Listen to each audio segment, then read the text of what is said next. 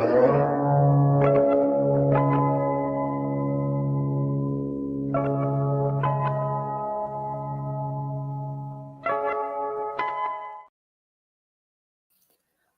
and thank you so much for joining me for the ROH parts of our dual post show. We have the TNA Go Home to Sacrifice, I think. I don't know. There's specials on TNA like every other day. So I can't keep track of them all, but I'm pretty sure it's the Go Home to Sacrifice. They've got a big special this coming weekend. Mustafa Ali is doing great stuff there. My dude, makes me very happy to see some developments in the tag picture. All sorts of things, but I'm here to talk to you about ROH. And guys, more than ever, I need your regular chats. I need your super chats. I need your thumbs up. I need your help because there's just not that much to talk about today, to be quite frank. This is like a sub 1 hour episode. I used to complain that episodes were too long and superfluous. Now I like that they're only 1 hour when there's not a lot going on, but an hour of meaningless matches still isn't great outside of our women's TV tournament picture advancing, which was great. But man, oh man, we are a month out from Supercard of Honor. So, thank you, chat. It's a very short show. This was rough. I got some stats here. Okay, we got the stat man, Kyle K. Sparks, who I appreciate. Please follow him on social media if you're not, and if you do like this brand, he is one of the most passionate people in the world about it. But we haven't had our ROH champion on in 9 weeks. We haven't had a pure champion around in 12 weeks. Just so you know, 12 weeks is 3 months. Okay? Our 6-man champions have not been on in 8 weeks, which is 2 months. Our TV champion, also 8 weeks. Our tag team champions, 5 weeks. And what have they really done in those 5 weeks? Now you're women's champion 2 weeks, but I have less complaints about that because we have this cool tournament going on and we've had a ton of story in the women's title picture. But it's so difficult, man. It's really difficult on weeks when you have no champions on your show and they haven't been, none of them have been around in forever. And on top of that, we haven't had Dalton Castle and the boys because Johnny TV and Ty are keeping the boys hostage. Don't even get me started. We haven't had Ethan Page, largely because Kyle Fletcher's not around, I guess. So you don't have your champions, and you don't have the people that have been built to feel important alongside those champions. So what am I watching? This just has not felt good as a viewer, unfortunately. This is rough. And this occurred to me the other day. If you watch Revolution, it's frustrating enough not to have your ROH champions around on ROH, but if you watch Revolution with diehards, they know, oh, okay, the Bang Bang Scissor Gang have these belts and this set of belts and whatever. If you are, I'm gonna use the naughty word, okay? I'm gonna use the bad word, a casual. If you're a casual or a lapsed fan and you're tuning in to see Sting's retirement, for example, or you're just trying to get in, who's this Will Ospreay guy that everyone's talking about, right? And you sit down to watch a pay-per-view and everybody comes out with the belts, you're immediately like, I don't know who's important on this show because everybody has a belt. If you're like, okay, if someone has a belt, that makes them important. If you've got 2 6-man teams out there with trios belts, if everybody has a belt, it also dilutes the AEW side of it because there's no scarcity, right? So it just feels really unhealthy for both products. It's a complaint of mine on New Japan as well. Like, it's just too many damn belts. We need to collapse some of those lineages in the New Japan world. Here, you have 2 separate promotions. This is not New Japan Strong and New Japan or anything like that, or just New Japan proper having so many damn belts. But it's extremely frustrating to watch as a viewer and not have your ROH champs around. Kyle Fletcher, I understand there was nothing they could do about the visa stuff. Wheeler, they should have just vacated because the plan was never for him anyway, whatever. But I really do feel like it says that AEW is lazy if you can't come up with creative that doesn't involve borrowing another promotion's belts. It's not a good look for AEW. It's not a good look for AEW. So we have Supercard of Honor coming up. Now I'm going to talk about AEW because it affects this ROH picture, right? We had Okada show up, which was amazing. I love the angle that he walked into. I thought it was such an inspired choice to have him carry over his heel work and very easily filter a similar thing that he was doing in New Japan into this role with the Young Bucks. I think it's so much fun. Very easy to set up him and Kenny Omega. Looks like we're setting up him and Eddie Kingston right away, which makes me very excited, right? So Eddie versus Okada has some implications. For the ROH product. And if they give you Eddie Kingston and Okada at Supercard of Honor, people are going to be really happy with that. But you can't just keep bailing yourself out every pay-per-view cycle and limp on your way into it. And it's so frustrating because I've been so enthused about the way that the product had been headed, and then it always does this bobbing and weaving stuff, and it really feels like they haven't figured out the dynamic between AEW and ROH. Like the first layer of it was who's on what rosters, who's in what divisions, things like that, right? And now the next layer of that is where are my champions? Why are we not building out the people that are in ROH, right? So it's rough. It's rough. And being in a month out from Supercard, and this is the other thing, is then the feedback that they get because Supercard's going to be great is like, oh, it was an amazing pay-per-view. That's what happened last time. So the pay-per-views, nobody ever has a complaint about the pay-per-views because the work rate is so damn high. But it's very frustrating. It's very frustrating here. Let me know your thoughts on Supercard because I am intrigued to see what they do because we've had no champions around. It feels like obviously Eddie's going to be there.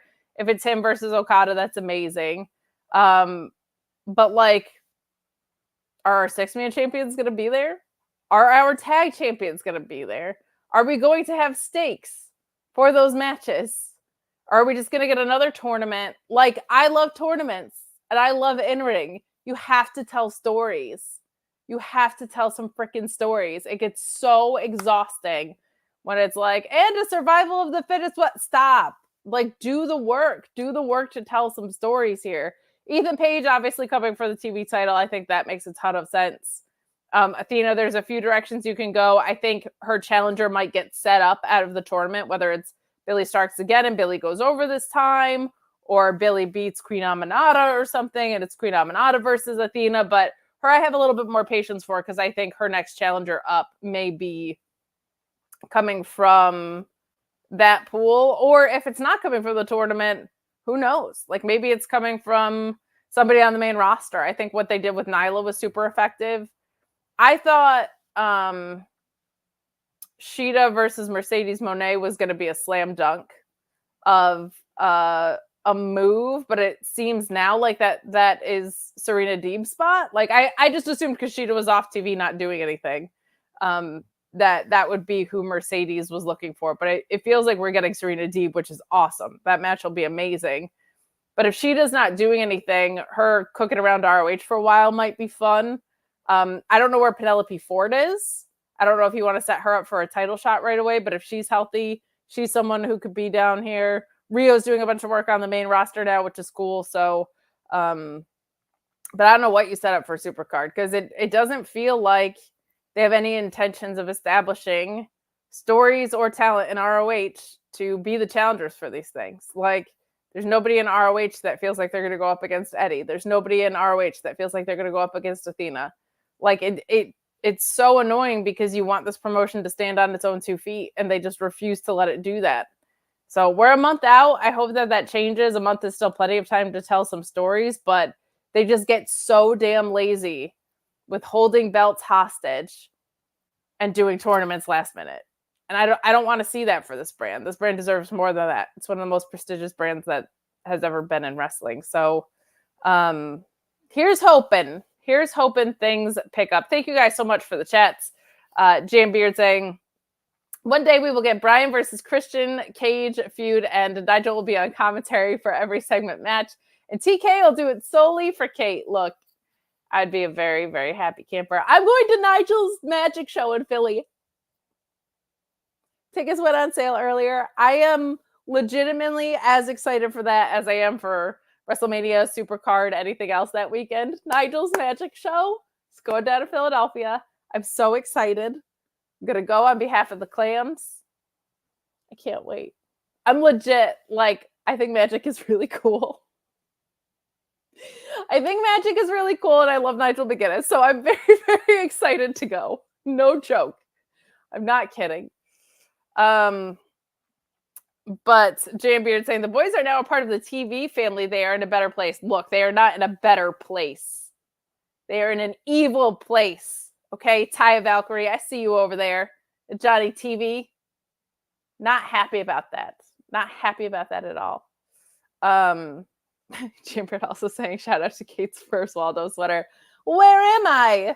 Maybe I'm like our ROH champions. I wish I could have taken this back and pretended this was intentional.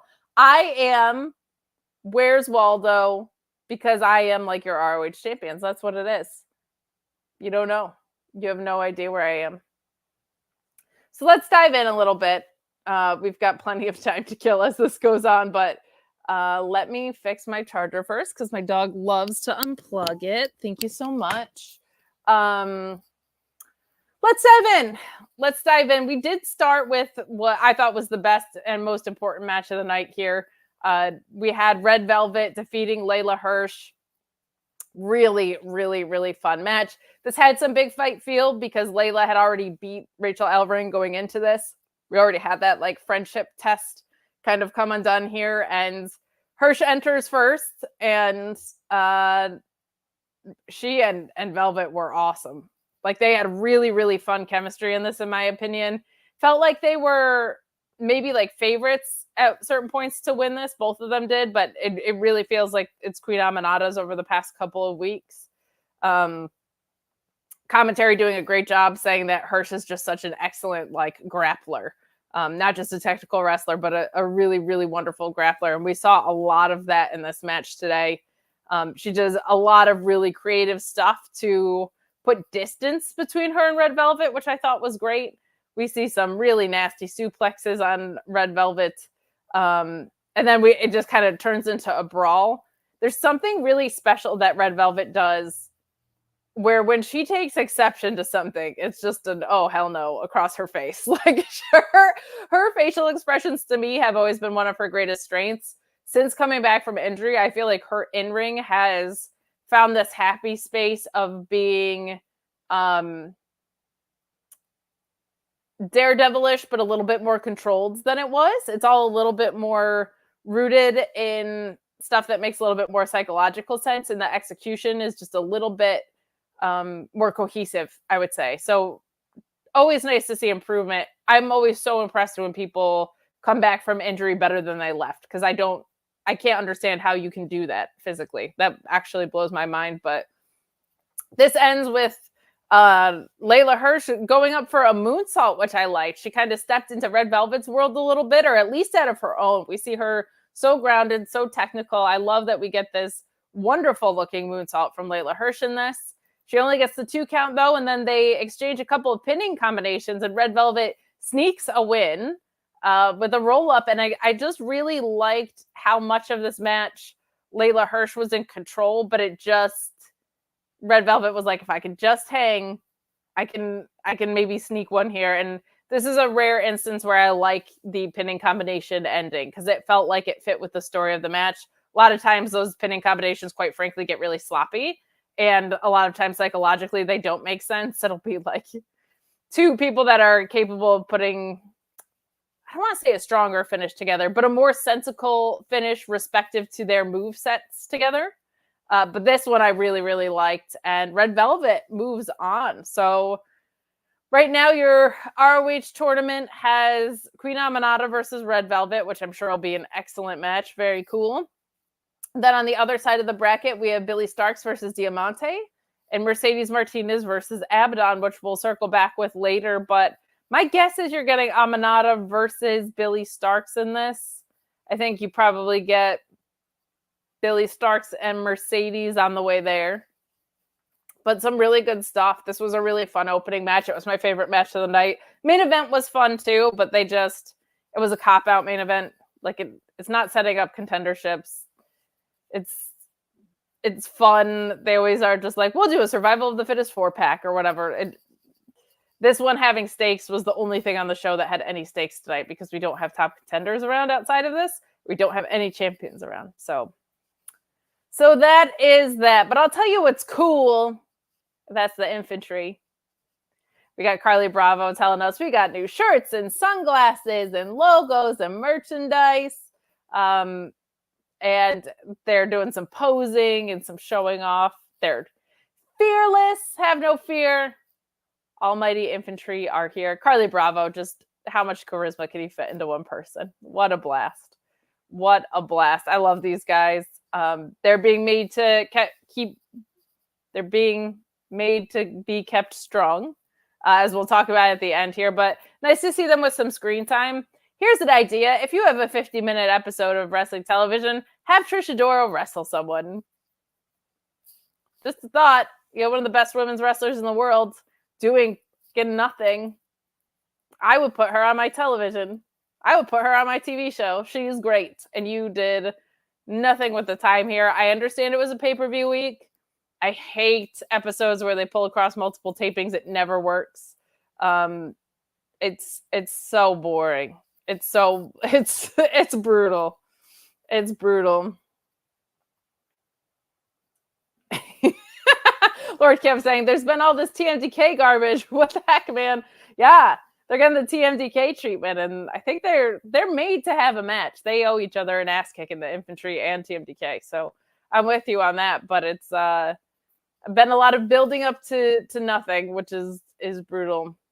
I would love to see a lot of these teams thriving and succeeding. Like, I would love to see your GYVs come in, your MXMs, Motor City Machine Guns, whenever, if ever they're available. I would love to see teams like that in the folds here in ROH.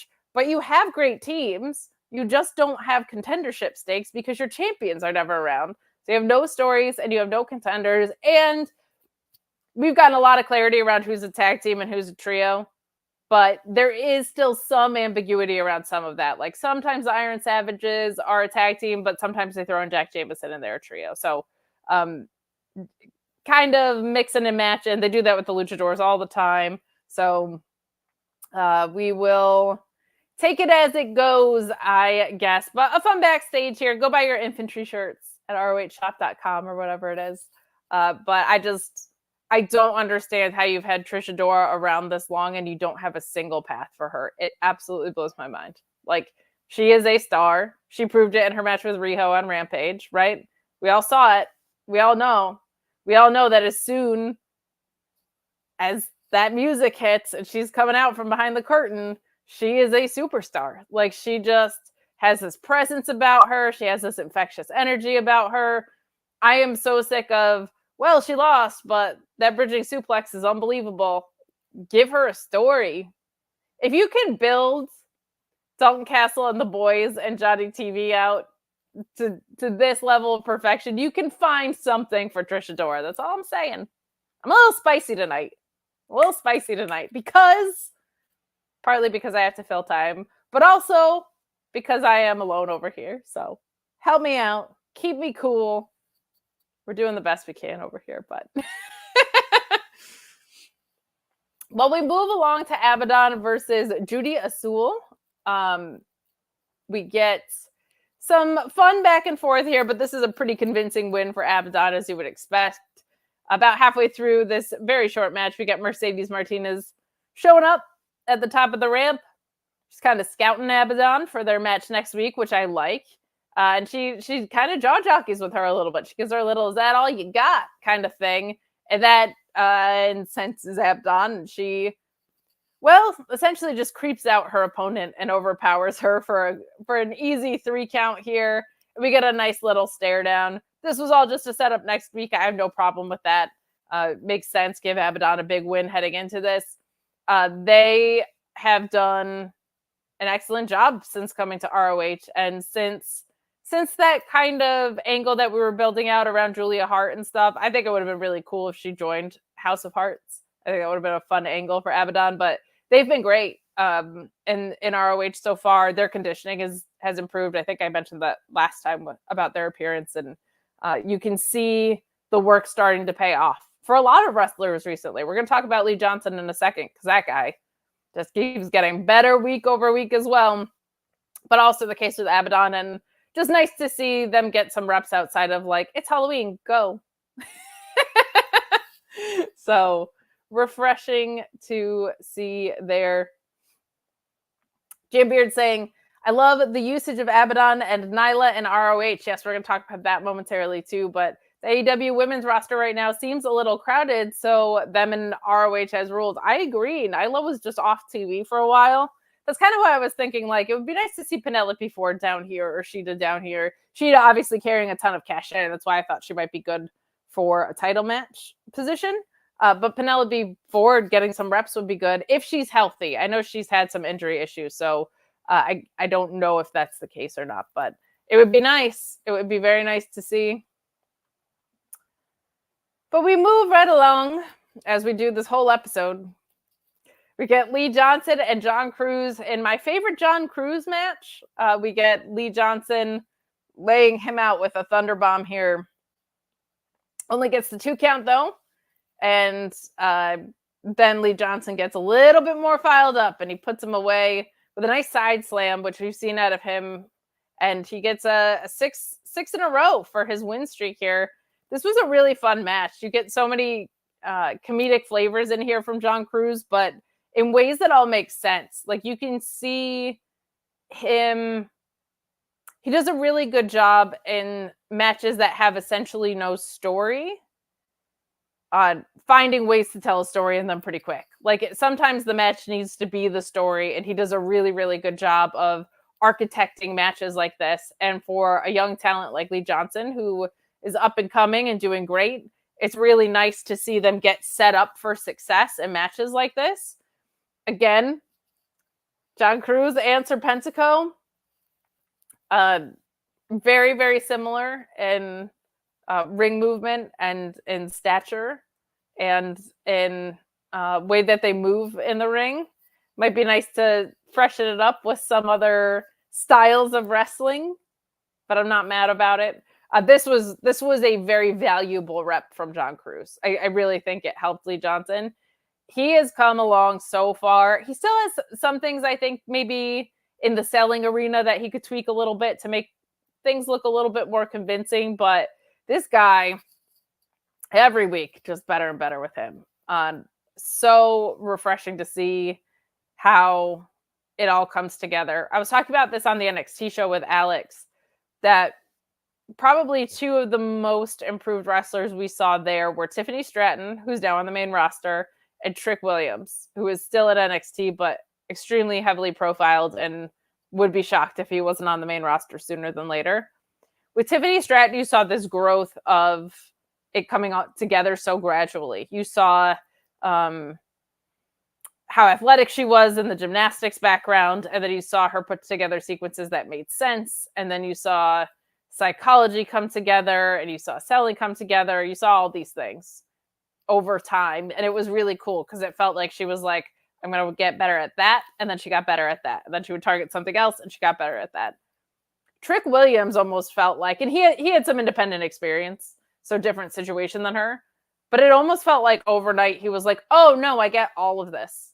I get all of it, and now I'm just really good.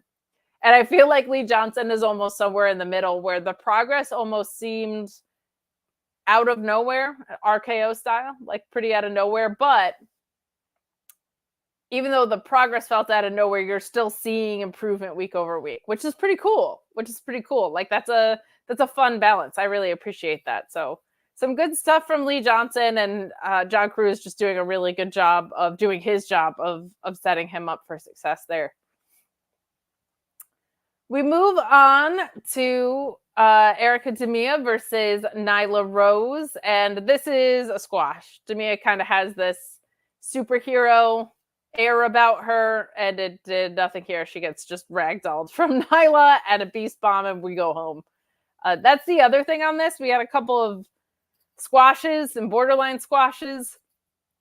they probably didn't know what both tapings were going to look like when they pulled across them, but you could do not squashes if you're going to have such a short taping schedule. But we got some love for Miss Erica, saying Erica is cool. I hope they use her again. I'm glad you said that, Chad, because that gives me an opportunity to plug the interview that she had with Fightful. So go ahead and check that out. Very cool lady. Doing some really great work, picking up a lot of notoriety on the indies. And hey, since I'm telling you about interviews at Fightful, I'll also remind you to subscribe to FightfulSelect.com. Boy, oh boy, more and more stuff going up there week over week.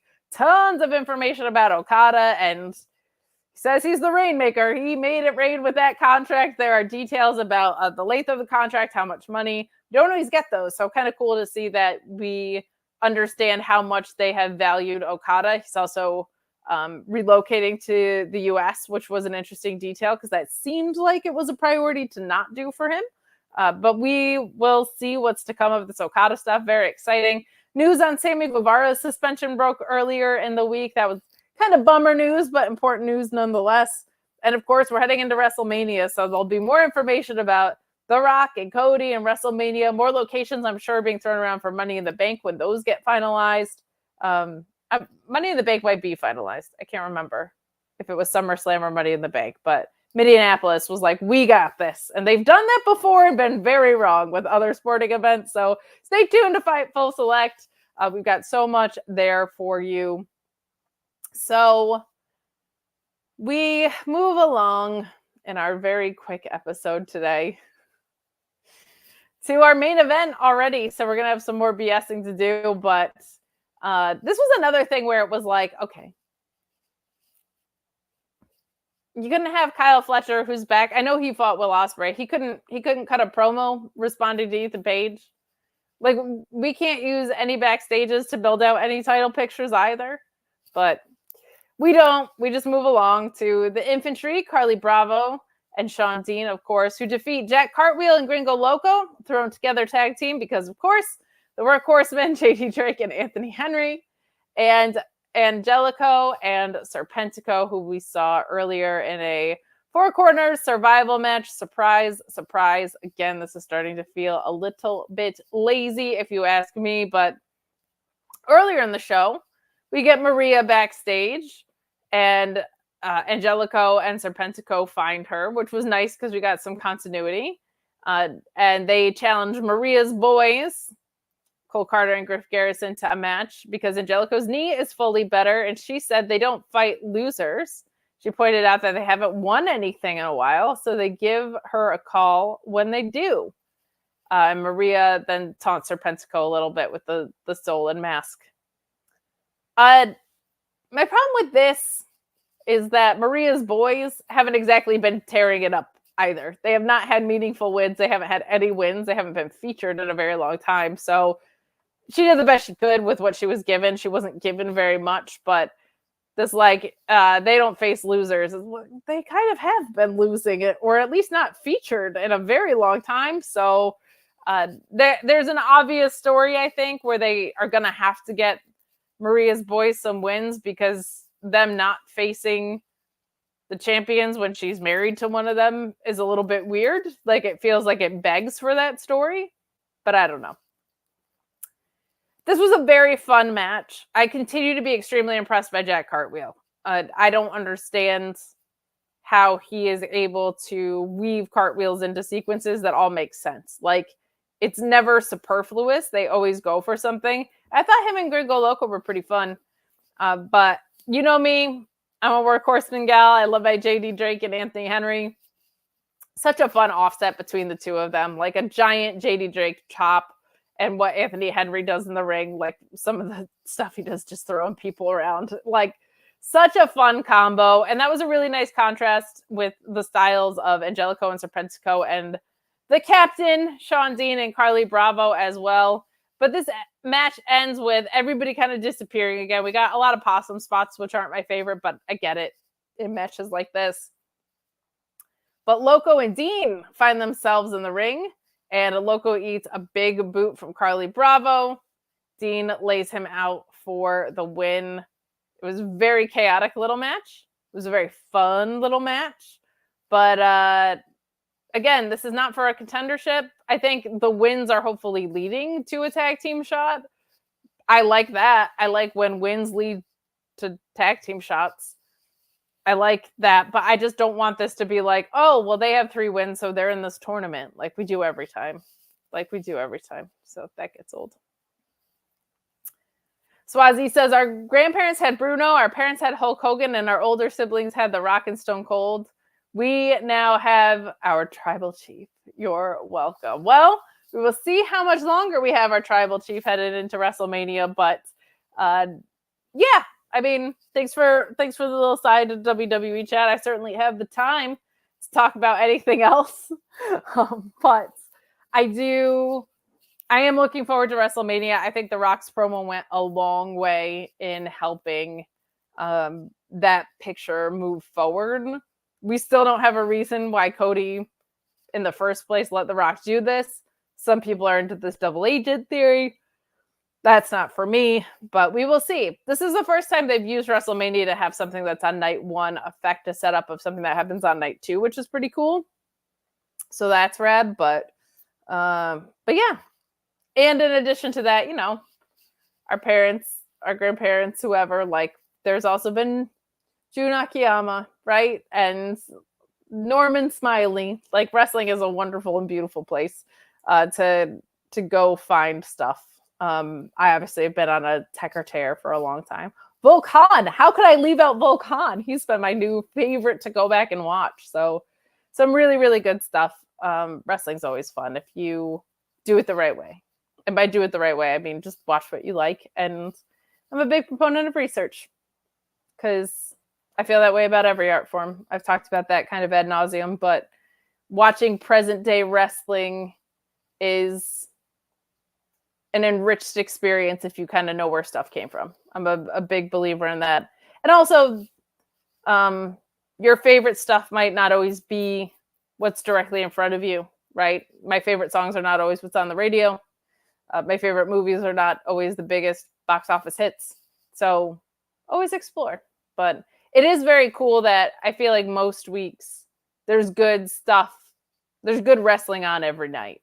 Maybe not all the hours of it, maybe not every single match, but pretty much every night of the week we get some good wrestling, and that's very, very cool. So that's the show. We can just keep talking because that's all we got. We can talk a little bit about Supercard. If it's not Okada and Eddie, I have no idea who you've built up for Eddie because you haven't built anybody but Ethan Page. Nathan Page is going for the TV title, which I think will be great. I think he should win because this program desperately needs someone who's going to be around. Tag teams, no idea. Maybe it's the Infantry. I hope so. I so badly wanted the Infantry to win, or I'm sorry. I so badly wanted the Kingdom to win like months ago because it felt like they were around and everybody else that was around wasn't even close to having consistent ones under their belts. And everybody else who would be thrown into like these 4-packs or whatever were just people that weren't being used in AEW. So I was team the Kingdom winning those belts for a really long time. And then they moved them to the main roster and gave them the belts. And so what? I don't know. Oh, the chat's saying that Eddie versus Lee would be a good showcase for Lee. That's true. He's won 6 in a row. That's a really good point. Him versus Eddie would give him some very, very cool shine. I just hope you have something lined up for what's after that because it seems like the Triple Crown is 1 belt. So they should probably give us Eddie and Okada because they've given us nothing else. So that would be unbelievable, right? The women's picture, probably someone from AEW or somebody else coming out of the tournament. I have no idea what you do with the 6-man belts. I have no idea what you do with the pure belts. I've been screaming at the top of my lungs about Josh Woods and Stu Grayson, 2 people that I think would be excellent in the pure division. I will say I got a scoop. I outscooped Shawn. You could tell him, okay? Not in secret. I just got a reply from Mark Sterling because I was like, where did this group go? Tony Nese was pushed really heavily with Ethan Page for what was a very fun match. Josh Woods was having matches and ripping people apart, and Mark Sterling was a big part of that. And I was just like, where did they go? Because they were around. And Mark Sterling replied to me and said, we as a unit are taking some time away to reevaluate after the big loss from Tony Nese. So I don't know if there's anything real life affecting that. I don't know if there's injury or personal time away or contracts or any of that kind of stuff. But I would really, really like to see pure matches return, even if your pure title holder is injured. Having Josh Woods around would be really nice. Having Stu Grayson in the pure division is something I've been asking for before he was even re-signed to AEW. I miss it so much. I feel like Stu in the pure division would just be such an interesting choice. It would be interesting. It would. He's so great in the ring that I'm so intrigued to see what he would do with the psychological aspect of it. The chat saying I miss Shibata. I miss Shibata too. Nobody misses Shibata more than Lyric. If you follow Lyric Wrestling, that's like her guy. Same with Kieran over at Wrestlin', and also Fightful Overbooked. Marcus thinks that they're going to do Bullet Club versus the Acclaimed at Supercard of Honor. Barf. Sorry, I have no interest in seeing that. That's an AEW match. Do it at Big Business. Get it over with. That angle is so dead in the water to me. I am done with the Acclaimed. Send Max Caster to do some singles work. Send Anthony Bowens on a singles run. Have him go really far in a C2 run at the end of the year, because that's the guy that can really work out of all of that. I'm so over it. Do something better for Jay White, because this has gone on too long and it hasn't even really been going on that long. It's just bad. It's just bad creative. I'm so bored by it. It's been so obvious. And the other thing is, I don't want them to merge the 6-man belts, because every time they merge belts, they're never around. But I guess they're never around anyway, so what are you going to do? But Shawn's been saying, make some of these just world belts. Like, have them go to New Japan Strong, have them go to New Japan Proper, have them go to the Indies. Like, nobody has gotten women's tag belts right. Nobody. And nobody has gotten trios belts right. Nobody. So when Okada first showed up with the Bucks yesterday, I was like, oh, maybe they're going to restore the trios division. Like, maybe the three of them are going to come together and make that feel very important very quickly. But does not seem to be the direction that we're headed. So the point is, I miss Stu Grayson.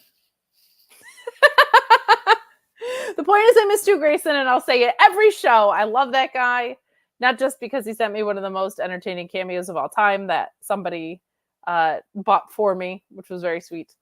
But I don't know what they're doing with him. I don't know what they're doing with any of the Dark Order outside of being like, hey, you want to do being the Elite for a while instead?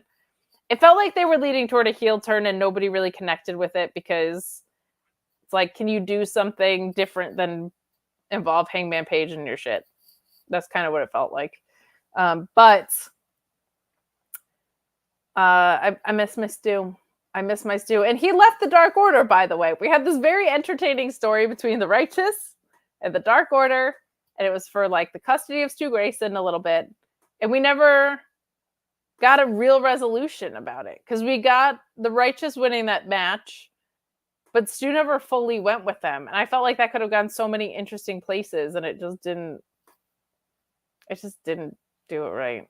So people are saying the TNA Knockouts tag belts have gotten pretty good. They've gotten pretty good. There was a while where even those were stuck in the mud, and TNA does women's wrestling extremely well.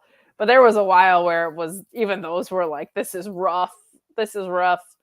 So I'm glad that they're back on track. They have some very sexy teams that are involved in that picture with MK Ultra. And some they have just some incredible women's talent. Thursday night's a great night for women's wrestling. It rules. It rules. They had OGB and Eric Young as women's tag champs at one point.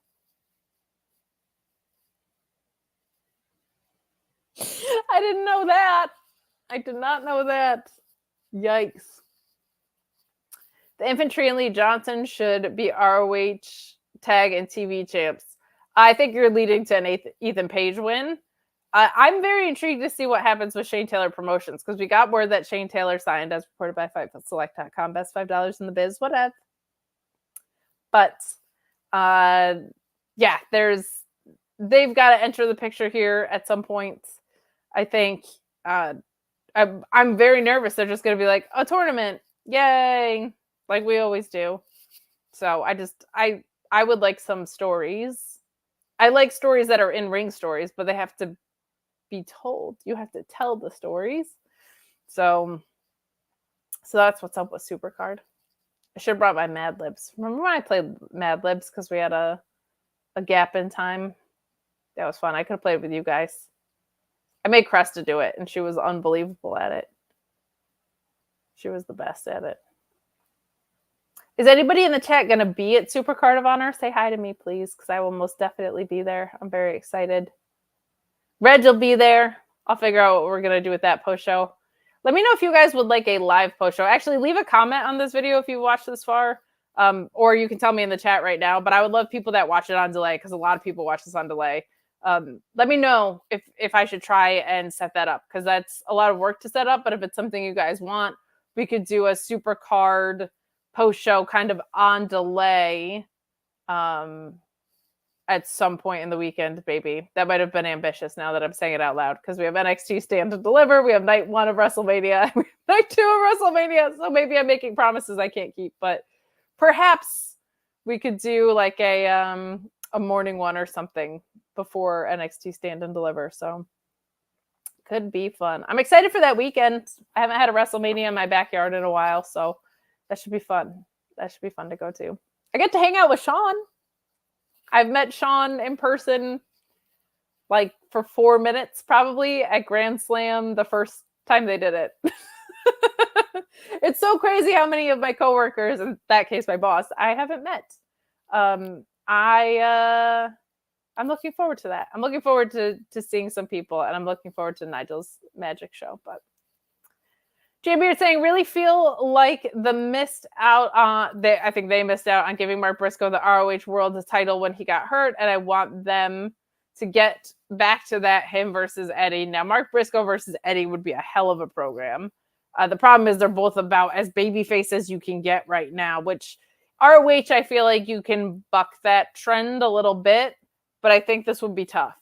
I think so. This would be tough because it's not just your ROH title, right? This is your Triple Crown Championship.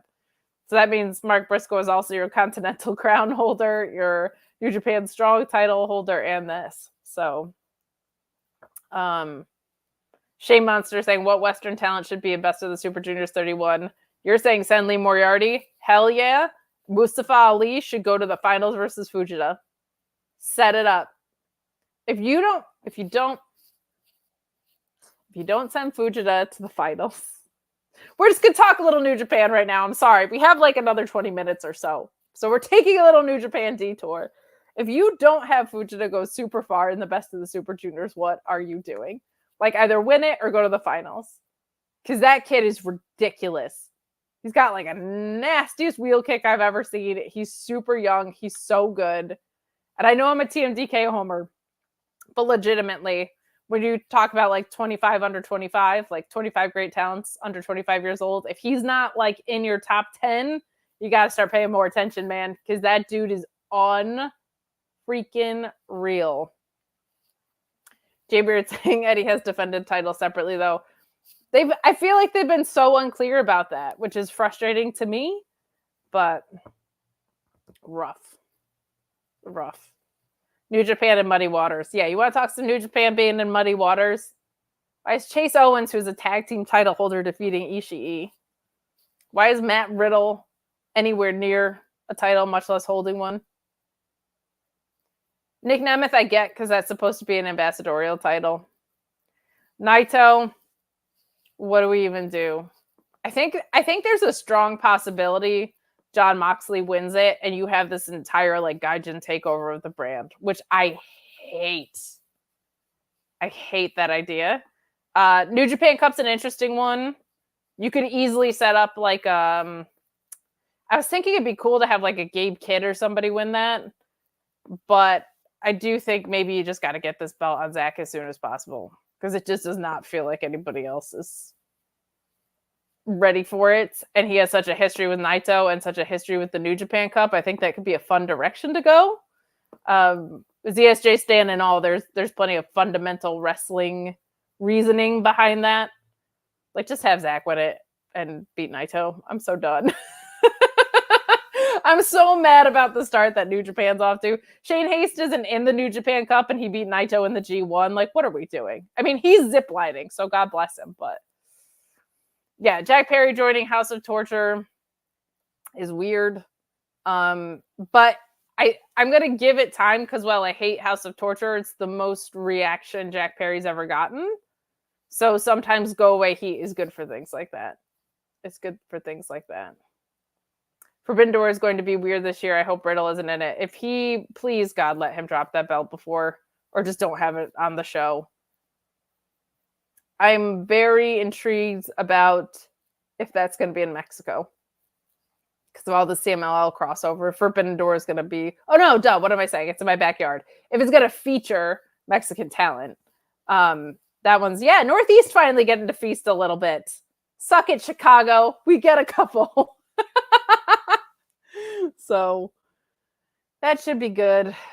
Tsuji winning the New Japan Cup would be good. He's someone that they've actually done some stuff with. But New Japan alum versus AEW originals for Forbidden Door. That would be fun.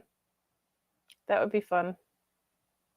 It would be fun to include ROH talent. It'd be fun to have Athena on there properly at some point. Chad saying maybe Stardom too with Rossi gone. That's a possibility. That's a possibility for sure. You guys ready for big business next week? I am. It's boss time, baby. Excited. Have I met anyone else from Fightful? I have met Joel.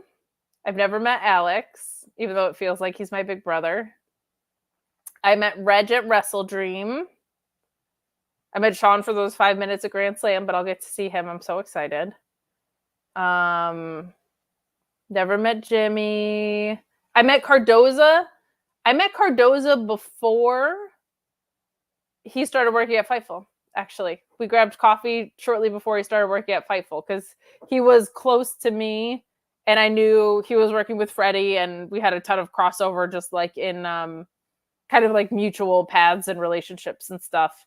And that was before I knew Shawn was leaving me every Friday properly. He just tried to like trail off of doing his job, which I thought was very rude of him. But we had Cardoza come in and sub and then he just kind of stuck around. So I met everybody in like short spurts for the most part. So I'm hoping in Philly I get to spend more time with the people that I just adore so much. Never met Jeremy, which I want to do because I want to V-trigger him. Robert DeFelice, I would love to meet. That guy's just the best. We got a good crew. Corey Brennan, I would like to meet because it means I might be in Ireland if I did. So I would like to go to Ireland and I would like to meet Corey. So I can't wait till Philly though. I'm excited for the wrestling. I'm so excited to see my friends. Like ones that I haven't met, ones that I met briefly inside and out of Fightful. Like I can't wait. And Nigel McGuinness's magic show. Very excited. Very excited. Marcus the Entertainer saying Stardom is going to be on the Supercard, I heard. I hadn't heard that, but that would be cool. That would be very cool. Shea Monster saying, give me AZM versus Athena at Supercard. That'd be quite a spot. I have not met Rob or Maggie. It's possible I meet both Rob and Maggie at All In if I get to go. So, yeah, Grapsody and Kate collab. I would love that. I love Phil so much. He's just one of the most grounded voices and smartest dudes that's in wrestling. I just want to hug everybody. Forbidden Door 3 should have AEW Women's Champ Mercedes Moné versus Stardom Champ Julia versus ROH Champ Athena versus CMLL Champ if they have one. I'm familiar with CMLL. I don't know who their champ is. I know very little about CMLL, and then I ask our moderator, Louise, everything else. Here's what I know. Stephanie Vacure rules. She's incredible. I would like to see her on television as much as possible, please. And I know there's an injured talent right now named Johnny Robbie, who is awesome. She had an ROH rep that she didn't really get to showcase, like everything that she could do because it was just like a random tag match. But she's great. She's great, and I cannot wait. Cannot wait to see her back in action. Very excited. This is fun. Keep getting in your chats. We'll just BS for a while because ROH was so short today. Before Joel and Cresta come on here, I will do my responsibilities and remind you to subscribe to FightfulSelect.com, though. There's so much going on back there. There's now like a Fightful movie club where people from Fightful are watching cool movies. What else do we have? We have the Q&A, which I always put over because Shawn is the best at getting answers to questions you guys have.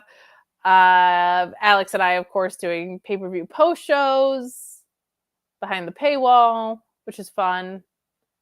A lot of bonus episodes of podcasts. All the scoops you could ever want. Oh, yeah, Tessa is in CMLL. I don't think she'll be appearing in AEW anytime soon. Don't think that. And we'll see what happens with Julia, because Julia is out of Stardom, right? She's going over to this new promotion that Rossi has. So, man, there's some interesting possibilities for Mercedes. She's going to start with Serena Deeb, right? But I'm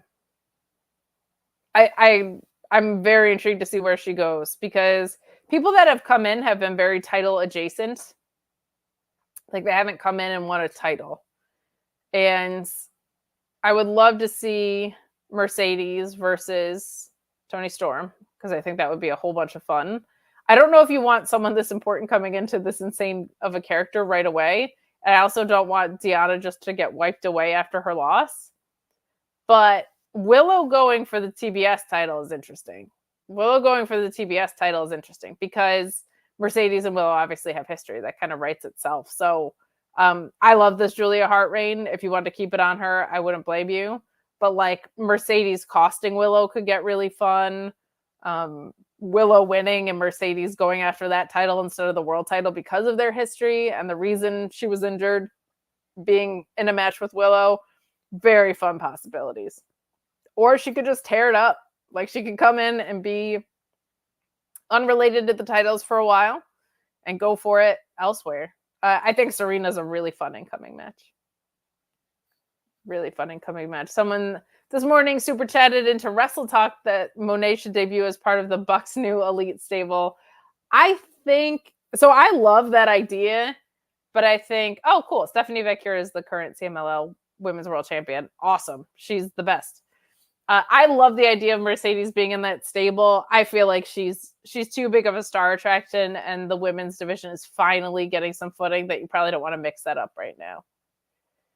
Shot Kid, I'm going to skip the first part of your chat just because I don't like to be mean about talent, but noting that Kevin Kelly was off the AEW roster page this morning, saying that you'd love to see someone like Veda Scott come in sooner rather than later. Veda's great. Veda is great. Whoops. I didn't want to call that up. Veda is wonderful. I'm always rooting for women on the commentary desk. We don't have really enough of them on any major program, kind of any of them. I will also, if you don't know, no, that's okay, Shot Kid. You're good. I try to be extra careful about things. If you aren't familiar with Alyssa Marino's work, she's excellent as well. So some good ladies' names out there. I'm always an Ian Riccaboni gal. I just think he's the best at it. He rules. It's okay, Shot Kid. By the way, I agree with you, just so you know. I just didn't want it to come up that way. There was some commentator tea that I'm not going to get into, but Ian had mentioned some stuff that he was uncomfortable with that Kevin Kelly brought up on air in a Discord, and someone screenshotted that and put it out there, and Kevin Kelly had a reaction to it and has been very vocal about how much he disapproved of what Kevin said. So I can't tell you it's not libel, because up until recently, Kevin Kelly had the same job that he was hired for. So that's not libel. But Ian, to me, is the best play-by-play guy in the game. And there's a lot of really great play-by-play guys. Him and Caprice are so much fun. I put it over every week here on commentary. Caprice's personality alongside Ian is just unbelievable. I think the call of the year last year was Ian and Nigel calling that Bullet Club Gold versus FTR tag match. It's unreal how good that commentary call was. And Ian and Nigel, I mean, those two might be my favorite, really. So I very well could just be biased, but the two of them together just had this magic, I felt like, of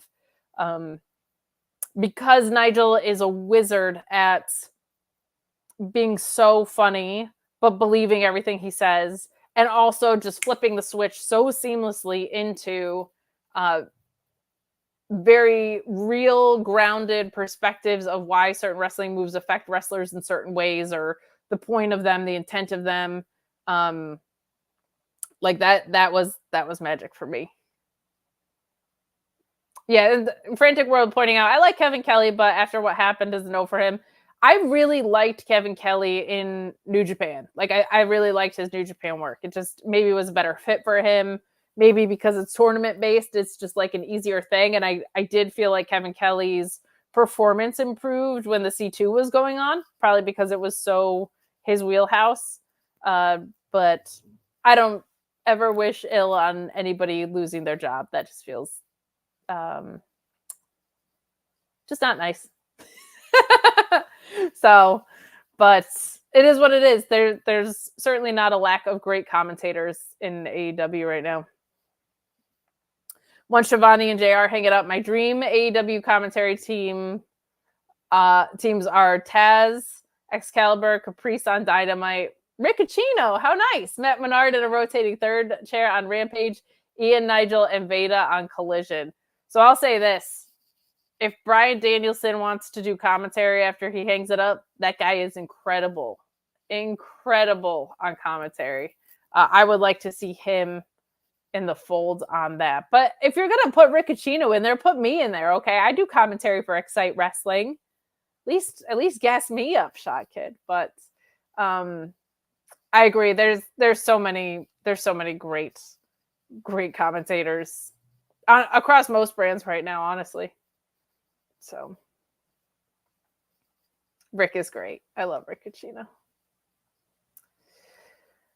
And someone else who I say that I adore, but with hesitation, is our wonderful Joel Pearl. But before that, Shea Monster saying, Team Swear Jar Mox on random commentary. We've had some incredible guest commentary appearances, just in general. Kevin Owens in WWE is amazing. Shane Haste during New Japan is hysterical. And Mikey Nichols. ZSJ roasting Danielson on commentary before WrestleDream was great. Matt Menard is unbelievable. We've gotten some really fun guest appearances, but not a guest, an important piece of the show. Joel Pearl is here. Hi, I brought you on before Cresta because I've just been talking about bullshit for the past half hour. Really? Have you now? How has that been going? Actually, pretty well. Yeah? ROH had like a mini episode today, essentially. It was only 50 minutes long, which happens a lot with I was going to ask, what is a mini episode for them? Because normally their episodes are about 5.5 hours long, right? Well, they had found a sweet spot of an hour 45 to 2 hours, but sometimes around pay-per-views, because they're pulling across multiple tapings and stuff like that, we get kind of, oh, hi, Cresta. You look different. I look different. The background was just throwing me off. Sorry, as I fix my hair. It's been kind of a crazy day. So it's all good. Just catching up. It's all good, brother. Jam Beard saying, for me, I want Taz, Excalibur, and Veda on Dynamite Collision. to be Nigel and Mauro Ronaldo was great. And Ian and Caprice do ROH and Rampage. I think if you have someone do ROH, they'll probably do Collision because of travel schedules. Realistically, Yeah. ROH records at home. Fun fact for the most part, but Wow, my dream is curtain here. Ian everywhere. Ian, I want to see. I don't think we've gotten really a lot of just like Ian and Taz. I'm so intrigued by what that dynamic would be.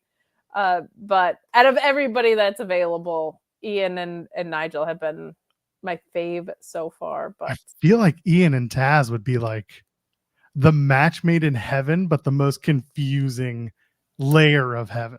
I want to see how that goes. Yeah. Like, I really want to see how that goes because I feel like the offset would be so great, or is it like a bridge too far? But I am currently an imposter. I am not the beautiful, wonderful, incredible, amazing. What's the Lady Gaga thing? Like incredible, fantastic, never been seen before, wonderful, Cresta star. We're gonna bring her in here. To talk some TNA. Not Impact. Exposing the business, not this. Hi, beautiful. How are you? Hi, how are you? That was so funny. Beautiful, talented. You are never been seen, seen before. Not afraid to reference or not reference. That's right. I'm screaming. How are you? How was ROH? It was very short. So Reg's leaving me in the lurch today, but it's his birthday week, and I said, "Wow, doing a show with the white girl really rubbed off on you. If you're claiming a birthday week, that's some white girl shit right there." Wow. Well, then I guess I'm a white girl because I'll definitely celebrate my birthday for a week too. Yeah, let's go. I'm white glad that girls, it's expanded. white girls. Someone's gonna take that out of context. Oh no, it's gonna get clipped. Hey, my birthday falls on a Saturday this year. That's fun. That rules. That rules. It lines up. When's your birthday, Joel? June the 1st. So get your money ready and send it all to me. Okay, work. Oh, I gotta go. That's my cue to leave. Have fun talking about TNA. Hey, what does Kate and Sean Ross have in common? Anytime money is brought up on a stream, they suddenly disappear. You know what? Same. Yeah, you ever ask for a raise on this channel before? God forbid. It's great. Hi, Cresta. Hi, Joel. Hello, everybody. How are you? How did you enjoy TNA? I missed y'all last week. I did. This show was, we're going to get into it in a second, but like just the preamble, the show was weird. This is a go-home show for another special. Did you know that Sacrifice was tomorrow night? I did not. In fact, I was doing my calendar. That's why I messaged you. I'm like, we doing a post show tomorrow? So I put off messaging you. I was of two minds. I was like, she's either going to be busy or she's not. And if she is, then I'll do it myself. If she's not, then whatever. We'll be fine. And I just, oh man. I prepared for this. I have Fridays off now of my muggle job. I prepared for this because I knew TNA was going to be on their shenanigans. At the end of the year, you were like, my pay-per-views are on Saturday. I don't care. And now you're like, tee-hee, I'm back on Fridays now. So I prepared.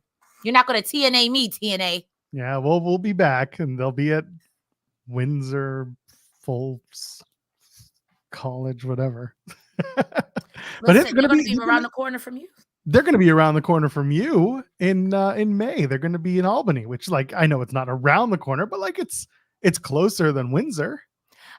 And the funny thing is, it's the day after my birthday. So let's go. I mean, the 3-hour car ride is a little rough, and there's nothing to do in Albany. But I think I might treat myself and go to TNA. Treat me. You know, let me be the person in the front. Okay, they can do that. They get the ticket maybe, but like they're not gonna do much else than that. Treat me. Love y'all, but come on. I had to try. If you don't shoot your shot, didn't Wayne Gretzky say you miss 100% of the shots you don't take? I think that was Michael Scott, but you know. Listen, I don't watch sports.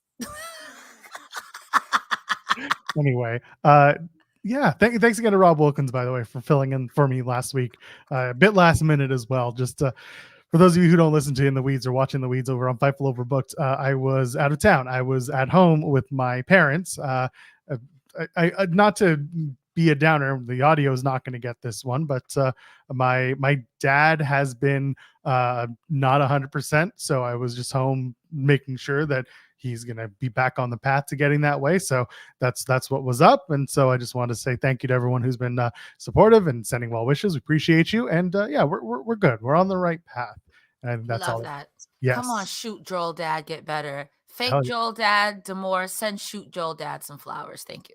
Flowers, give him some money. Jambeard sent some money, and just before we get started for reals, Joel, was it difficult getting the duct tape off? Listen, that Asylum match on Tuesday did a lot of things, but that duct tape came off very easily. I am going to have a face-to-face interview with Joe Gacy in Toronto, July, NXT Heatwave weekend, come hell or high water. That is my hope. That is my I've plan. never seen the both of you in the same room, so I don't know how that's going to work. Neither have I. We're just going to put a giant mirror in the room and going to stare at each other like Mojo Rawley in 2019. That's a very... Oh my God. Because that's when I first started watching wrestling. And I remember that because we all thought he was talking to somebody. And then it turned to the mirror. It's like, Mom, I hate wrestling. Dango doesn't hate wrestling, though. We're going to talk about that. Are you ready for the fun? Let's get into it. Let's bring it for the audio kids. Hello, friends. We're back again. It's Fightful.com. It is time for your TNA Impact post show. It's March 7th, 2024. I am at Joel Pearl, and of course, I'm back. But you know who never left you? You know who's never going to leave your side, who's always going to be by it, who's always going to be there for the highs and the lows, for the good and the bad, for the sound checks and the squashes. Cresta Star's here. Hi, Cresta. How are you? I'm never gonna give you up. I'm never ever gonna stop. I'm addicted to TNA. I was one of those naysayers who were like, TNA, I'll never watch it. But now here I am in the trenches. Now I know how you guys feel. I'm here. No TNA slander on my watch. That's right. None. Never. I mean, maybe a little bit. TNA Sacrifice is tomorrow. We are going to be doing a post show. It might be on Fightful Overbooked on our sister channel, so go check that out. YouTube.com/Fightful Overbooked. Why would we? SmackDown. You don't need to watch SmackDown. The Rock, what's he gonna do? Tell a poop joke? Come on. I mean, me and The Rock have the same birthday, so technically, if you watch me, you're watching The Rock. So that's how it works. Technically, if you watch me, you're watching James Storm by that same concept. Or Joe Gacy. No, he's not. We don't have the same birthday. Oh, well then I didn't know that. Well, that makes sense. That makes sense with the joke I made. You know, that makes sense. Yes, James Storm and I are both June 1st babies. Anyway, TNA Sacrifice. Tomorrow we will be live. We will be doing a post show. It will probably be over at youtube.com/Fightful Overbooked, our sister channel. So I'm telling you now, whether you're listening in audio or you're watching us live, that's where the plan is. That's where we're going to be. Get excited for that. Okay. Today, this episode, TNA Impact. This was the go-home show for TNA Sacrifice. Tomorrow night. What did you think overall? Because I felt very weird about this show. Honestly, if they did not announce 400 times over the course of this show that Sacrifice was tomorrow, I would have thought this was a regular episode of Impact. I mean, I never complain about the in-ring work unless you're trolling. And they weren't trolling tonight. I even have something positive to say about Ashbot Elegance. Oh my God. I have more notes on her opponent than I do on the match itself. That's crazy. Isn't it? I did some deep dive. I was like, I know what's happening in this match, but let's think about Angel Blue. What's about her? Listen, I put on my wrestling brain today. So I'm always sports entertained, you know. So, you know, we'll see how this goes. Listen, I'm glad one of us put on our wrestling brain, but you know what? You don't need much of a brain to leave a thumbs up on the video and subscribe to us here, youtube.com/Fightful and over at Fightful Overbooked, where we'll do our TNA Sacrifice post show tomorrow night. And of course, your super chats. Any amount, get your question or statement read on the air. We support ourselves by you supporting us. That's how we survive here on Fightful.com. And of course, you can go over to our humperchats.com, HUMPER chats.com. Cresta, give them the rundown. You head on over to humperchats.com. Much like with a super chat, you can put your dollar amount in, get your comment read on air, and we get to keep a little bit more of the money. You want me and Joel to go to WrestleMania, right? You want me and Joel to go to Rebellion, right? You want Joel Pearl and myself to go to Dynasty, right? humperchats.com. Don't be a coward. That's not a threat. I'm sorry. I realized that was threatening. I'm a girl from the Bronx. Really? I'm sorry. Why are you threatening these people? I heard somewhere wrestling fans like that. That's true. I mean, there are a lot of wrestling fans who are like, mommy, beat me up. And I'm like, not for me, but if it's for you, go ahead. Give us $5. Give me your money. Not me. You know what? Give me your money. Listen, I'll be up front right now. Did I think about going to Vegas for Rebellion? I thought about it. Then I remembered how much it cost. Did I think about going to WrestleMania in Philly this year? No, not really, to be honest, because it's a very busy weekend and Sean Ross Sapp's already there. Did I think about going to AEW Dynasty at St. Louis? Last time I went to St. Louis, it was very hot. I'd go again. Maybe. Probably not going to go. Listen, there may or may not be a trifecta of Fightful people thinking about going to Dynasty.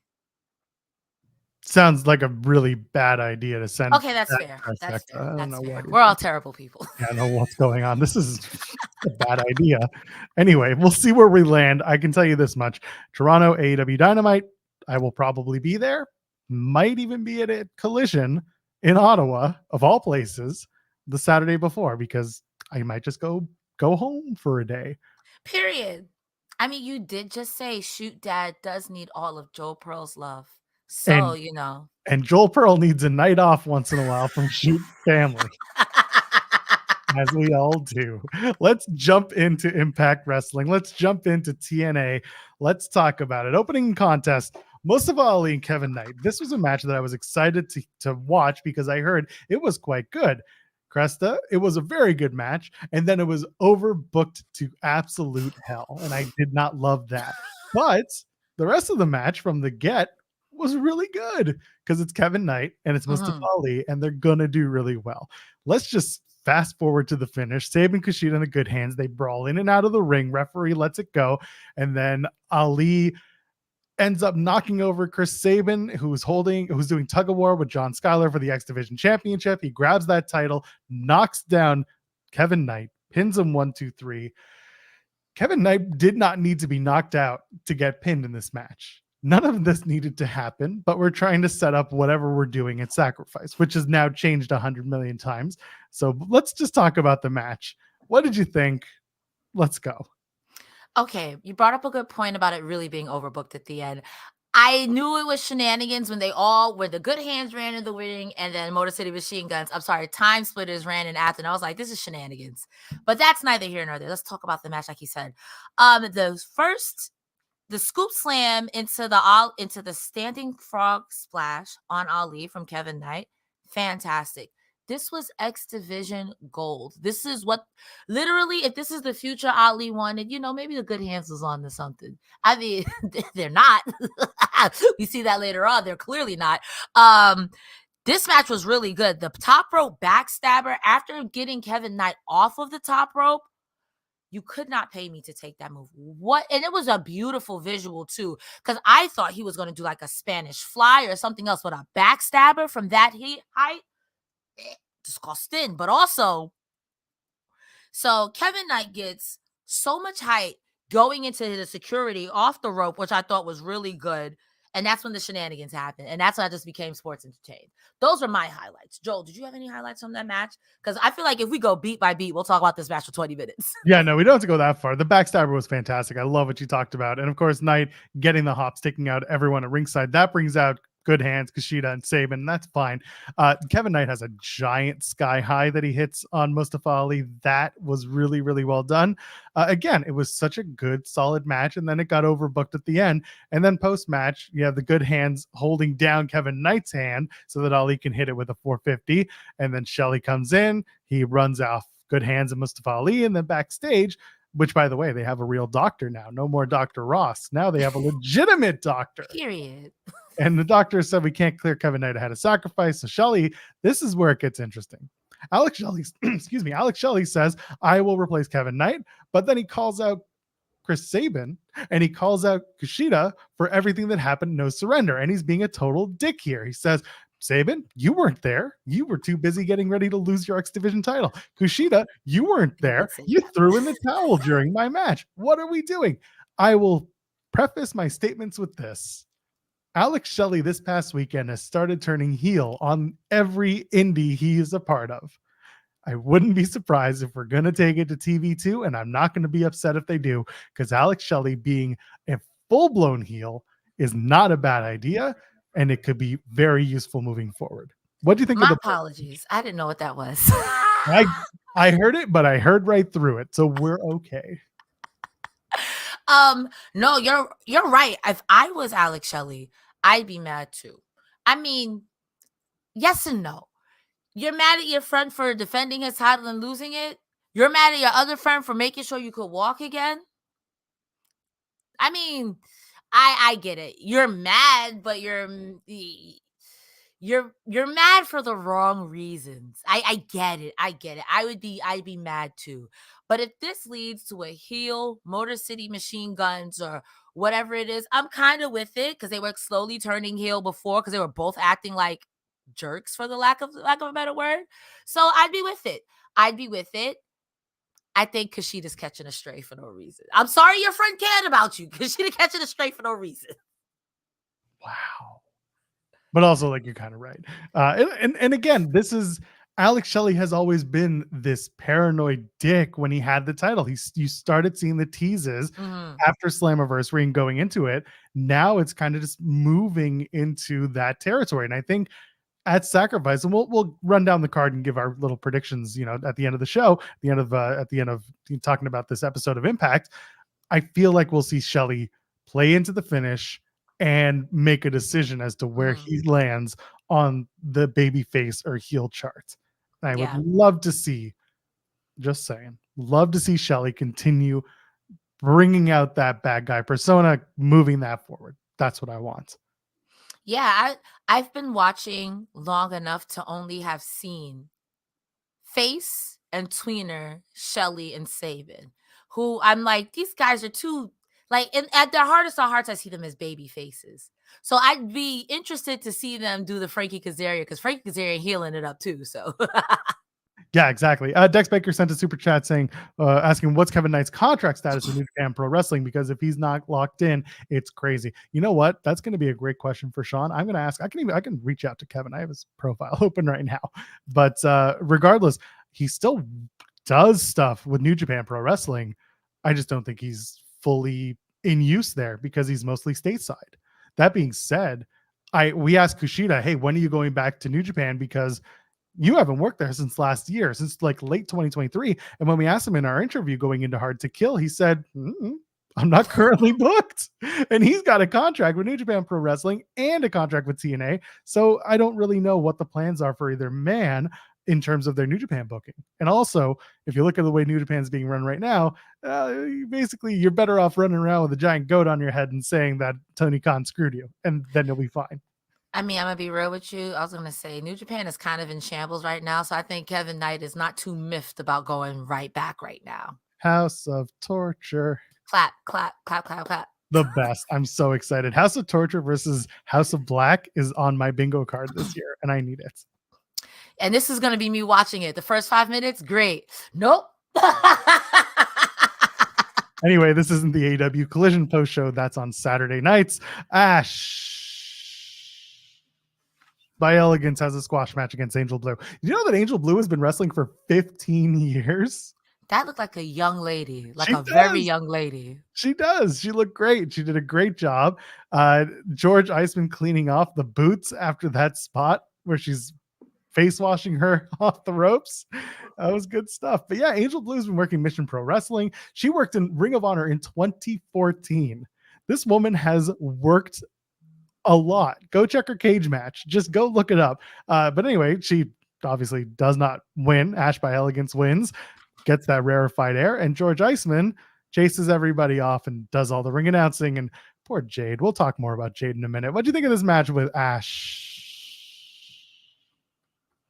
Okay. By Elegance. So since the debut, since before the debut, I was saying I'm gonna wait, because I've been like, I don't want to see this, and I like to give peace a chance. First match, like whatever. Last week I was like, aye. This week, I'm still like, I don't care. However, I will say that there's potential here, and I see it. Your gimmick is very similar to Giselle Shaw's in the Spotlight, and there can't be two of us here. Absolutely not. And I think when that happens, then I'll really begin to see it. Maybe it's the character, maybe it's not for me, it's not clicking, and maybe I need to see it, not a squash match. And when that happens, I'll really see it. And I will also say this, and I mean this with the utmost love and respect. George Iceman is doing her a disservice because I'm more excited to see George Iceman. He's being everything he needs to be. That being said, it's giving. Remember when Rhea Ripley was choking out Dominic for a while and Dominic was so over because of that? It's not giving more Rhea. We need more Rhea Ripley to make the Dominic work because Dominic is really overshadowed, if that makes sense. You know what I mean?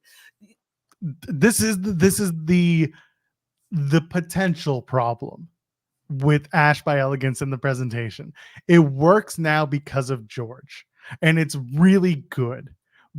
But unfortunately, George isn't the wrestler. Yeah. Ash comes in, and again, I put over the work that she's been doing and that she's presenting a different wrestling style than the one that we've seen her with, in WWE when she was Dana Brooke. She's doing something different. And again, I very much applaud that. I've wanted that out of wrestlers who make the jump from other companies. Mm-hmm. But if you're not talking and you're not emoting and you're relying effectively on a secondary person. If that secondary person goes away, what happens to the act? Especially when that act is basically making the wrestler. And that's not to say that it's going to happen that way. It can change in a heartbeat. It's just about writing it differently. But right now, George does steal the scene whenever he introduces her or announces she's the winner, raises her hand. All the interactions go to George. And that's fine for now. But it's not sustainable. Yeah, and I'm not saying that she can't have a mouthpiece. There's been plenty of people who don't speak a lick and are still a draw. Brock Lesnar is the first one that comes to mind. You can have a Paul Heyman. You got to, again, maybe when she has a real match, and I say that with the utmost respect to her opponents, but I think that, again, someone like a Giselle Shaw, for her, that's when I'm going to get it. So that's what it's going to come down to, is when she breaks out of just beating up, new girl of the week, that's when we potentially see where this is going. Right now, it's all about the presentation and it's making her a big deal. It's getting the character over and it's working. What happens after that when she starts breaking into beating up, the Zaya Brooksides and the Tasha Steeles? No offense to them. They're going to be in a Knockouts World Championship match coming up, but they were not featured heavily as number one contenders until recently. So when they were bottom of the card, that's who Ash would have been up against next. After she does the flavor. I don't want to call them jobbers, but you know what I'm saying. Those talent, the enhancement talent. So I'm interested in seeing what happens next month or two when she starts having a real threat of what's the word? Yeah, I want to see her versus Jody Threat too. I think Jody Threat would heck her up.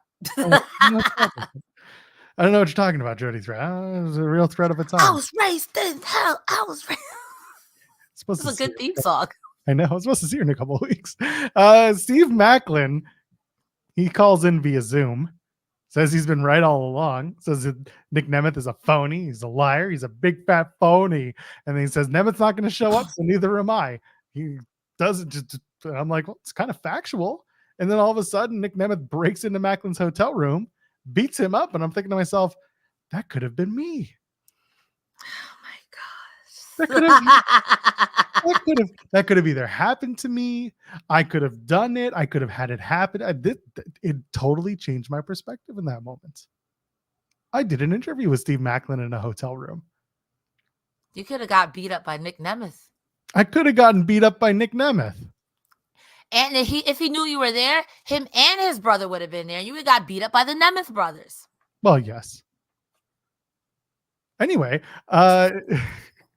listen, it's a good segment. I think it gets the point across, and I do like that. Again, Maclin is presenting facts in a weird way, because he's right about, like, if Nemeth's not going to show up to work, I ain't going to show up to work, and it's true. It's not. And then the other side of it is Nick Nemeth is going out and winning championships, but still coming back to work and doing his thing. And also, on the third hand, that is the nicest L-shaped couch I've ever seen in a hotel room. You don't see those very often. It's very nice. He's a professional wrestler with professional wrestler money. It's true. They do give them nice hotel rooms. You see my house? I mean, Shaw's basement. Well then, it was assault, but it was a good assault. Just also to stop using Zoom to do your promos. Just obviously you need a better connection. You need that. You need that NordVPN. I'm not gonna go further than that. I cried when the feed cut, because like you said, when he said, I'm not showing the work, if he's not showing up to work, neither am I. And all I could think of in that moment is, that's cool, but Nick Nemeth isn't your boss. So like, his time off is not your time off, but what do I know? What do I know? I just get on the internet and talk about wrestling. When he attacked him and with the feed cut, I was like, Nick Nemeth said, you talking shit. And what happened? Who do you see? It was me. You didn't have to guess. It was me. I love how he picks up the camera and he looks at it, and I'm just like, oh man, he's got great jawline going on for no reason. He's got such good bone structure. It's so frustrating when you. Also, like I wonder. Go ahead. I'm sorry. No, it's just so frustrating because I'm like, if I shave this off, I got nothing. I just a dude with a face. Ugh. We're all just dudes with a face. We're all just dudes with a face. It's words to live by. We're all just dudes with a face. It's true. It's the worst. God. I will say the parting shot of Maclin laid out with the later please against his face. That's cinema. That's a t-shirt. That's a t-shirt. Anyway, that was the segment. They're going to have a match at Sacrifice. Not a bad way to do it. I'm excited to see this particular match. Of all the matches on the card, this is probably my one or two of the night of what I'm looking forward to at Sacrifice. Good Hands and Time Splitters, they have a match. It's Kushida and Shelly against the Good Hands. Jade Chung gets cut off again. She didn't deserve this tonight. She just completely disrespected by all the talent. George does it twice. Good Hands do it. It's just so disrespectful. It reminds me of Renee Young when she was doing interviews for a hot minute on AEW at the very beginning. And when she used to do interviews in WWE, they're like, yo, shut up, Renee. Like, yo, hey, not too much on Renee, bro. Like, even sounds like, yo, you know her husband's Josh Alexander, right? Watch your mouth. Yeah, he's going to come out and just beat people up. You saw what that main event was tonight. Dirty Dangle had to care about pro wrestling, bro. We're going to talk about it. I was very uncomfortable with that. The Good Hands, though, are so underrated as a tag team, so much so that they got thrown out of their own 6-man tag. Bro, okay. Not the good luck on your future endeavors in real life. And it's funny because going into this match, I'm like, man, working with Ali is going to raise their stock. It's going to be great. And then we see what happens next. We'll talk about that in a second. And again, the good storytelling is it's awkward at the beginning between Shelly and Kushida. And they start the match by being awkward, and they play it well. And then they get back into their form of being a good tag team that knows how to work. And they have that synergy because it's like riding a bicycle and they can do it. And then Kushida taps out Jason Hotch while Shelly's blocking on the outside. And then right after the bell rings, it's awkward again. And they're just staring at each other. Like it's almost like the bell rings and it flips that switch. Mm-hmm. And we're back to like the I don't know how to feel about you moment. And I like that. I think it's worthwhile. I'm a professional wrestler. But you also threw in the towel and you made me lose my thing to Moose. Moose! Only person losing worse to Moose is Eddie King. Not Eddie Kings. I'm sorry. Please, I'm sorry. My apologies. I meant Eddie Edwards. I meant Edward Edwards. Please, my apologies. My apologies, okay? Anyway, only thing worse than losing to Moose is losing to Eddie Edwards, bro. Like, you're my friend, and I know you had the best intentions. But the system, I'd be mad. I'd be mad too. I get paid to do this, but as soon as the match is over. Pretty much. And then we go backstage. Good Hands walk up to Ali and they say, we lost and I'm sorry, but it was a fact-finding mission. So everything's cool, right? And then Ali's like, well, thank you for your service. And now I realize that I've underestimated the Time Splitters. And so he says, Good Hands are out. And in walk GYV. And here's where I ruined it for myself. on our Fightful Select Discord, which, by the way, if you are a subscriber to Fightful Select, join our Discord because it's wonderful. We do have a TNA channel in there. We saw some of the matches that are being taped in Windsor. When I saw GYV were back, I said, oh. Not the, oh. So sorry, good hands. At that point, it was one of two things. It was either, oh, they're going to work with GYV, or alternatively, they're going to come back and cost ABC in the other 6-man against the system, but that doesn't make as much sense. So it's like, oh, they're taking out the good hands. And so it's going to be GYV and Ali taking on Time Machine, which honestly, it is an upgrade. I do want Good Hands to keep getting a spotlight, but if you really want to get people watching and talking, you can't really go wrong with Ali and GYV. I'm going to be real with you too. Commentary was kind of foreshadowing it. They were like, they're bandwagon riders. Remember when Bully Ray came? They were with Bully Ray. And when, who are they helping at? I feel like they were helping Steve Maclin. I feel like they also helped, who are they literally just helping before Ali?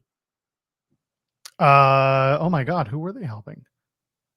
I don't remember. Someone in the chat's going to remind us because we are bad at this. At the end of the day, the Good Hands are literally that. They're good hands. And if you got a problem, I'm going to be here to make it worse. That's what the Good Hands do. Basically. So, while I do feel bad for them, John Schuyler got it. Oh, Bully Ray. Now is not the time. Food is in an hour. While John Schuyler got it, Hotch was like, wow, he's so good. If I was him, I'd be like, yo, bro. I've been very violent tonight. The hands and the punches. It's okay. People are into that. They're sending super chats because of it. Right. Sending super slaps. Super slaps. Super slaps. That's right. Or humper chats, but not anyway. Please, cool. Joel. It's a Christian channel. You maybe. I'm a Jew. But anyway, the point being here, it was Brian Myers, by the way, that we were thinking of. They were working with Brian Myers. Under the learning tree. You're right. Yeah, and then that all went to hell. Thank you, by the way, to who was that? Norbert who pointed that out. Thank you very much. Shout out, Norbert. Let's get that. Dobby the Brains Heenan sent it a super chat earlier. Looking forward to Heels Shelley. He's killing on the indies with that character. Also pumped to see GYV added to Ali. That match is going to hump, and that's exactly it. The potential for these changes is actually a pretty good move in terms of what's going on in TNA. So I'm fine with seeing GYV with Ali, and I'm fine with the potential of heel Alex Shelley, a fully committed heel, not just oh my God, what are we doing this week type of guy. It's gonna be no, I can't wait to see him be a piece of crap. I love heels. I do. Of course, they get to have more fun. Dirty Dango promo. Speaking of heels, says he and Fruitius are going to dominate the TNA entire U.S. tag team division, and they're going to go down in the TNA Hall of Fame. Monty Brown, Amazing Red, Crimson, the Naturals, and he turns to Awful Bravo, and Bravo's like, Draw Clark. I'm like, oh, that's right, RIP. And then anyway, him Awful Bravo. But Alpha. Maybe I thought you said Awful Bravo. Like that's fair. When I'm sleep deprived, my Canadian accent comes out. And then he says, anyone under 1 year as a tag team, pay them, fight them. And then he's like, Josh Alexander wears a head. He says he's the main event. That's where I'm like, really? That's the main event? He's Mr. Thursday Nights. Why wouldn't? There was a very confusing about this. I thought RVD was Mr. Thursday Night. That's not important. He says, Josh Alexander wears that the headgear. Does that mean he has no ears? And I'm like, that's a very good question. I'm glad he asked that. And then he says, Dango's going to watch the Indie Mark Nerds see him versus Alexander, and then they're going to want to join his school for $60 a head. And he's like, what's the name of the school? And Alpha Bravo's like, the Dirty Dango International Wrestling Academy of the Performing Arts, Sports Entertainment Arts, aka the DDIWAPASCA. If you smell what Oleg is cooking. Respectfully, Joel, you're a nerd. Well, they pay me for it. That's true. They pay you big bucks. I wouldn't go that far. But I get paid to do it. This was fun. This was harmless. This was great. I'm so into the Dango presentation for all the reasons people hate it, and it's perfect for me. I love it. I agree. I liked how he opened it up with, what is this, the Hardy compound? I'm like, all right. I know what this is going to give. You're an idiot. And it's like, even to this, like, how is this going to change your strategy versus Josh Alexander? And he was like, everyone's going to see it. They're going to want to join our school, which there's no email. There's no number. You're not even trying. I want to join your school. You're not even trying. Me and Iridian are ready to be a tag team, and you're missing all the big bucks. I don't know if he's going to do any intergender wrestling. I know TNA does, but I don't know if Dango does. I feel like Dango, a pit is a pit. That's fair. Money is money. Hey, speaking of money, your $5 over at FightfulSelect.com will get you in the door, and you get all the exclusive news, huh? How about that? We get our Discord. We got all the info going up on there. We've got Okada and AEW news, including the contract terms, and then how it came together, the why. We reported it first, by the way, over on FightfulSelect.com that Okada was headed to AEW. We have Matt Hardy contract news. We drop news all day, every day, and we have more than that. Content, because that's what we live on. That's what the world is now. Sour Graps every Monday and Friday. Sometimes they do a Saturday show too. Who knows? Shawn does his Q&A every week and the Backstage Report where he recaps the news and gives a little extra. And of course, the list goes on. And there's always stuff dropping every single day. Best $5 in the business, FightfulSelect.com. Get in there. Get it now. We're not going to charge you $60 a head. You can if you want. You can give us $60 right now in a super chat. But if you want Fightful Select, it starts at $5 a month. You know who's not getting $5? Who? Masha Slamovich. She ate that pinfall, bro. Dani Luna with the upset of the night, but also Knockouts tag titles are on the line at Sacrifice, so it makes sense. Each member of the team of Luna and Threat have a win over the corresponding partner from Masha and Killer Kelly and MK Ultra. This was a good match, though. It went longer than I thought it would. It wasn't as distraction heavy as I thought it would be. And the rope assisted Blue Thunder Bomb from Luna was fantastic. And she wins with the Luna landing. This was a fun match and a surprise ending. What do you think? I honestly thought with Jody Threat beating Killer Kelly last week that for sure Masha Slamovich was going to win this week. To me, that makes sense. That being said, maybe it's the WWE trained brain in me. I'm like, oh, so they're definitely not winning tomorrow. Tomorrow, MK Ultra's retaining. And now I'm kind of like, are they? Who knows? Are they? I mean, I don't hate Jody Threat and Dani Luna as a tag team. My only source of trepidation is, like, I wouldn't hate them also even being champion, but like MK Ultra 2 over. And why are we playing ping pong with the titles? I don't know. What's the rule that I tell you and the rest of our friends here who watch about a TNA special or pay-per-view or anything like that? What's the one golden rule I can guarantee? There's always a change of at least one title. One title, and I don't think it's that one. And when we get to the matches, we will talk about that. I don't think it's the Knockouts tag titles. I don't think so either, considering that they just put them back on there.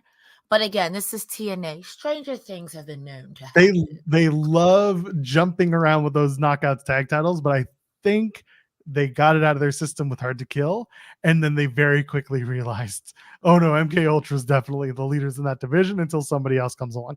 Luna and Threat are absolutely on the path to do that, but it's still new. And it's still up and coming. It's not the same. It's just not the same. And whatever MK is doing just continues to work. It's because they're too strong, I feel like, singles competitors, stiff, strong singles competitors. And if you think about the match that brought them together, that brutal dog collar match, bounded by blood, it makes sense.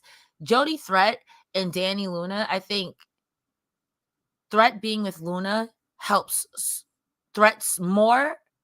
Let me reword that. Let's try this again. I think Dani Luna and Jody Threat together are a good tag team.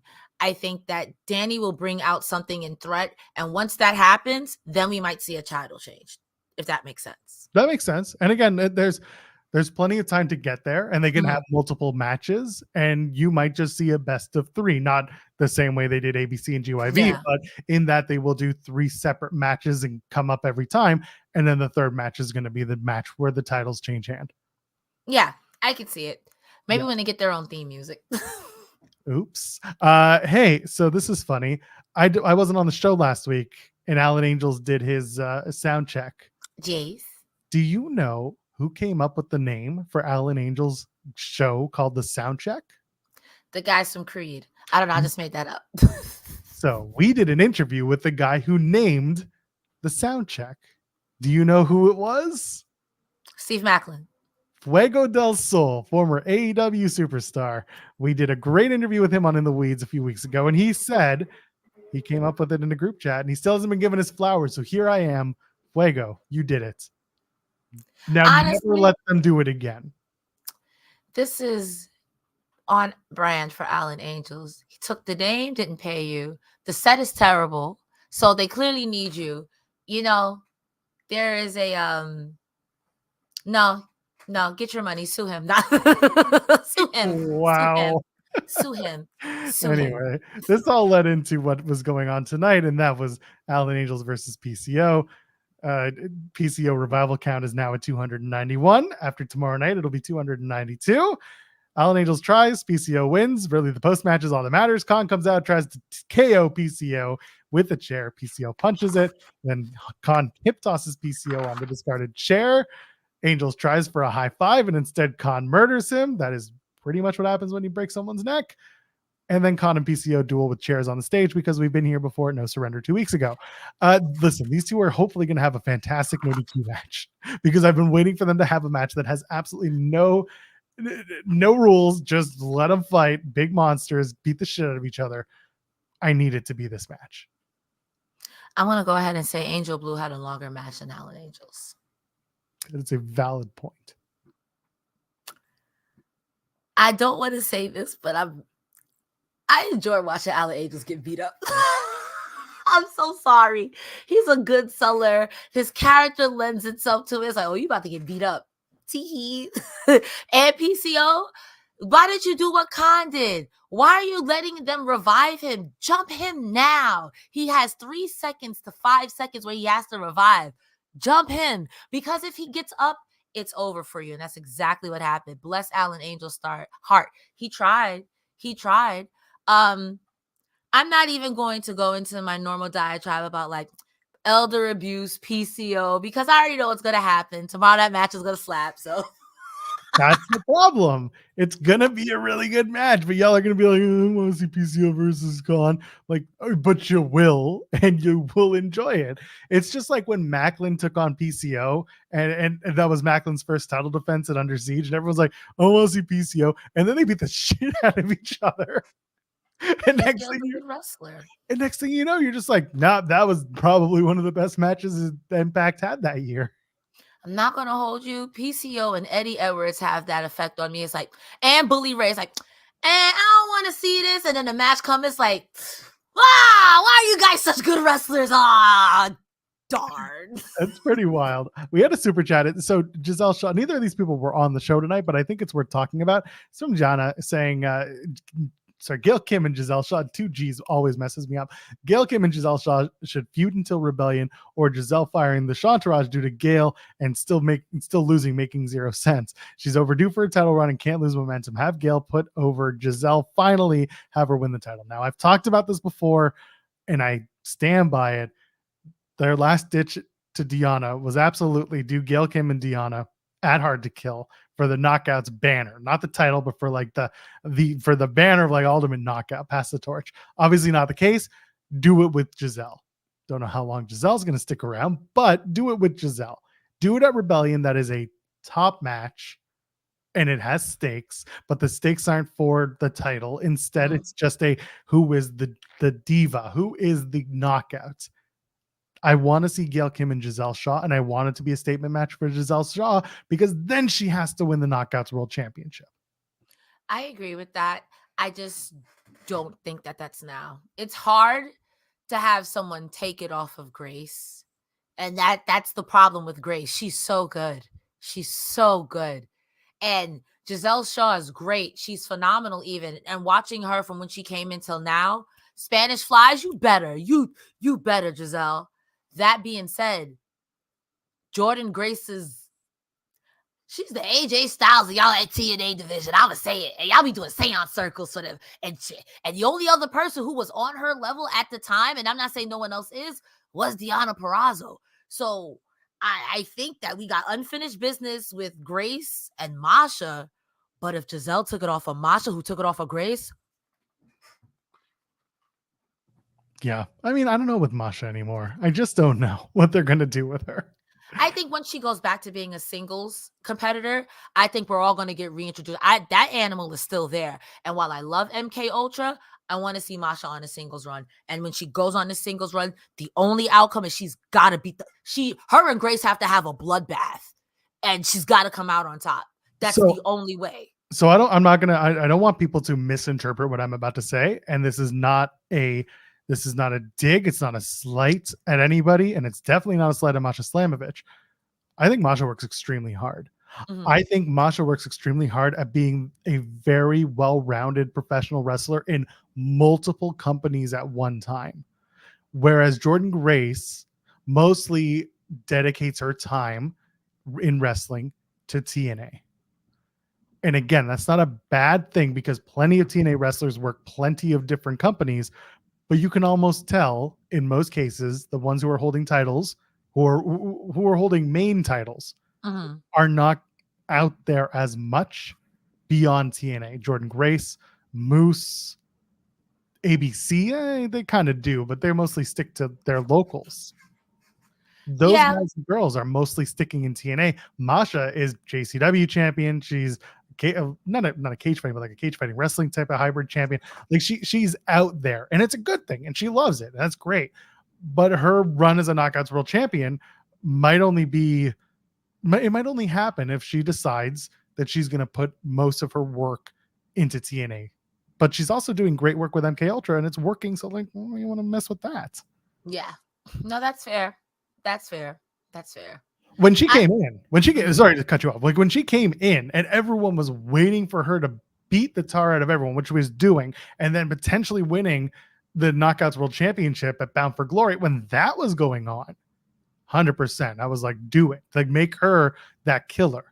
And then she didn't, and then she lost 3 more times, and everyone was like, maybe not.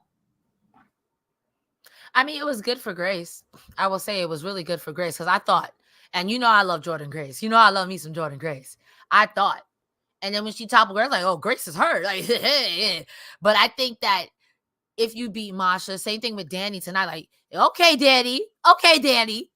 I think beating people like those girls are statement makers for your career. To circle back to the Giselle Shaw, Gail Kim thing, I think if Giselle Shaw does beat Gail Kim in any capacity, that's definitely a bragging right to say, I deserve to be in the title picture. Yeah, I just lost to Jordynne Grace, but everybody lose to Jordynne Grace. She Jordynne Grace. Get out of here. Everybody lost to Jordynne Grace. So give me a shot again.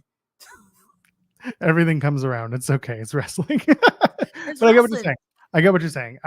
I'm interested in seeing what they do post MK Ultra with Masha and Killer Kelly, because Killer Kelly at the time was rudderless. She came in, and she was redhead pervert, and everyone was like, "What are we doing? What is this?" And now there's 2 of them. Now there's 2 of them, and they're just working together as redhead perverts, and it's great. But like, remember when this all started with? I'm just gonna get rid of that. Yeah, I'm gonna get rid of that guy. I gotcha. Anyway, when this all started, don't pay no attention to the man behind the curtain. Remember when this all started? Killer Kelly was coming in and she was telling like Tasha Steelz, "Don't worry, you'll see when I'm coming." And everyone was like, and we were just like, she's just horny. We had a different name for her that, you know, we knew we shouldn't use, but we used it anyway. But anyway, the point being here, it didn't work for her until she roped in Masha, and then it worked. Listen, 2-for-1 special sometimes. Sometimes you got to make it work that way. And I think Masha and Killer Kelly do have something special here. And I don't want them to break up. But I also feel like these are both single competitors who, when they do break up, that's going to be delicious.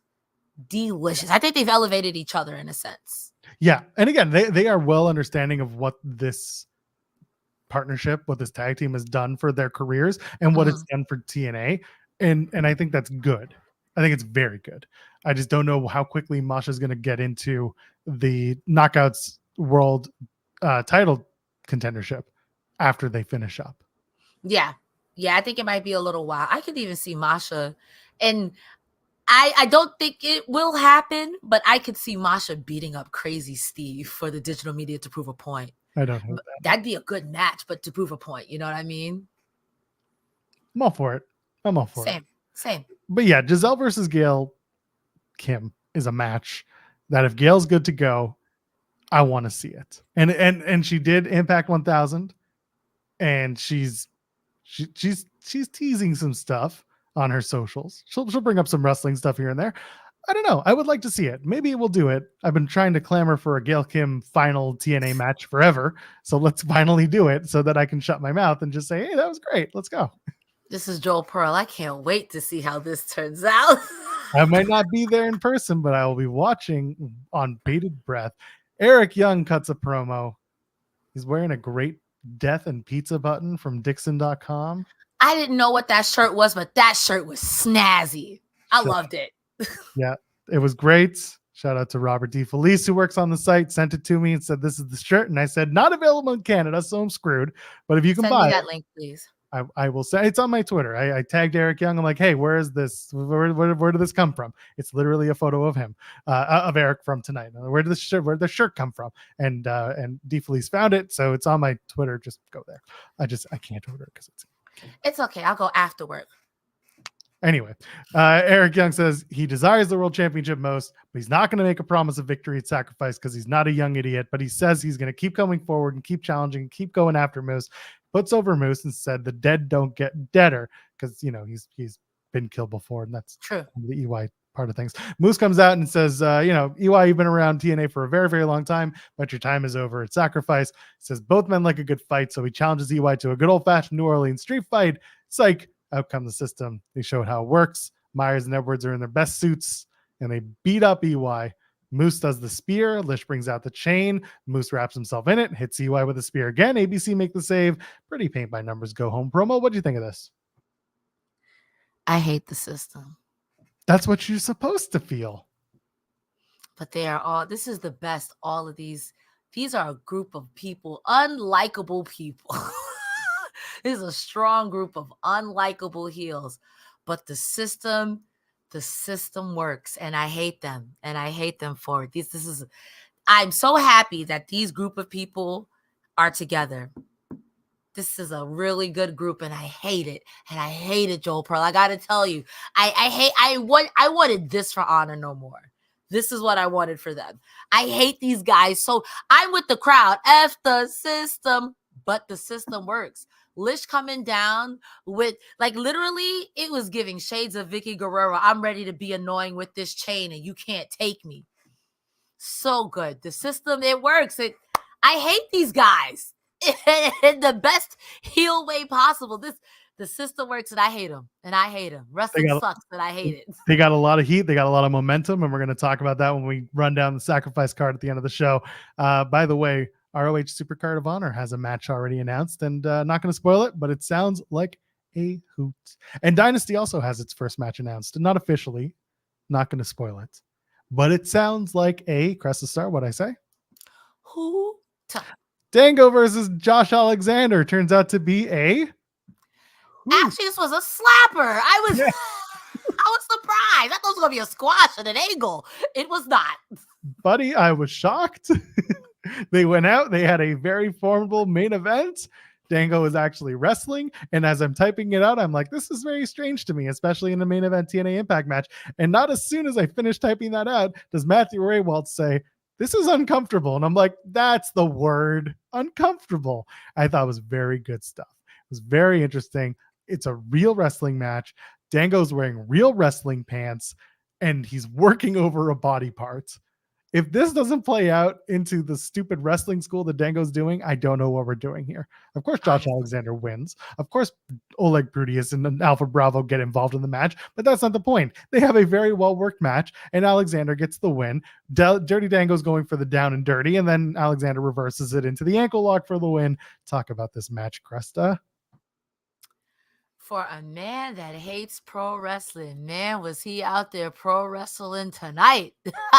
This man was out here. He said, listen, I don't normally come to work, but tonight I got my work boots on, my work pants on, and I'm out here working in my super suit. I haven't seen Dango work seriously, I think, since he got here. TBH. I don't think he's, this was a good match. Commentary kept putting over that they're going back to where Josh Alexander had the biggest heartbreak of him having to relinquish his title, where he had the torn pec. And then I literally, as those words left, I think it was Hannafin's mouth, Dango started working over this man's arm, started working over this man's leg, slamming it into the post.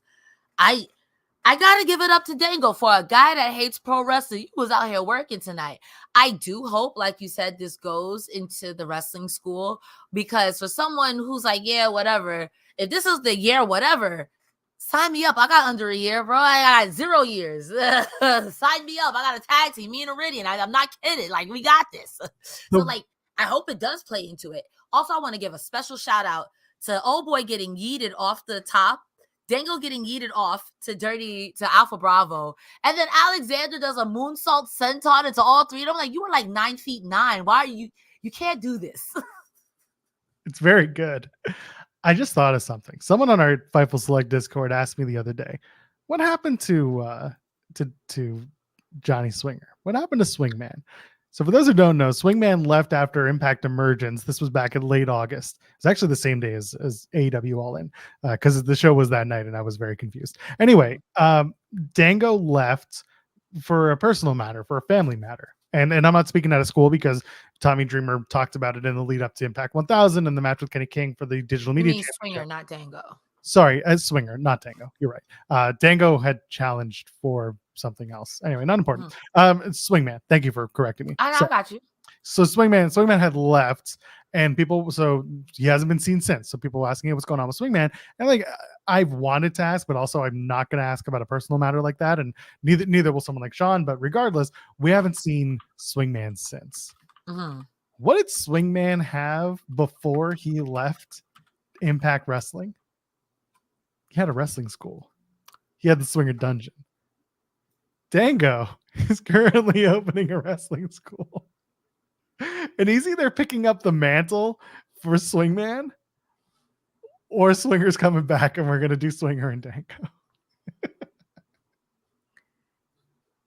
I hope, but by the way, this is all contingent on, I hope to God that Johnny Swinger's doing okay, and that whatever, had him leave Impact back in August of last year, I hope everything is okay.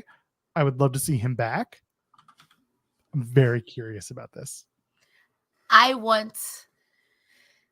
know you fantasy booked that. Let's start there. I know you fantasy booked that. But that's I gotta tell you, that's tough. You go into the schools, like, all right, we're setting up, and you see it's a swing that, like, who dressed this place up? Yeah, I hired this guy. Who'd you hire, Alpha Bravo? Hey, swing that. Who has peak TNA? I'm sports entertained by that thought.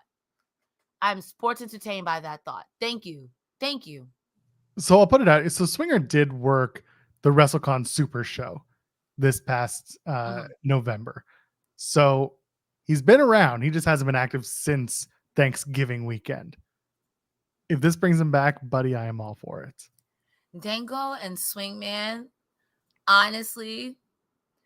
And in a seance circle, I want Zicky Dice back. Who, by the way, and no, I'm not being paid to plug this, he has some music on Spotify, which is actually really good if you like 80s synthwave.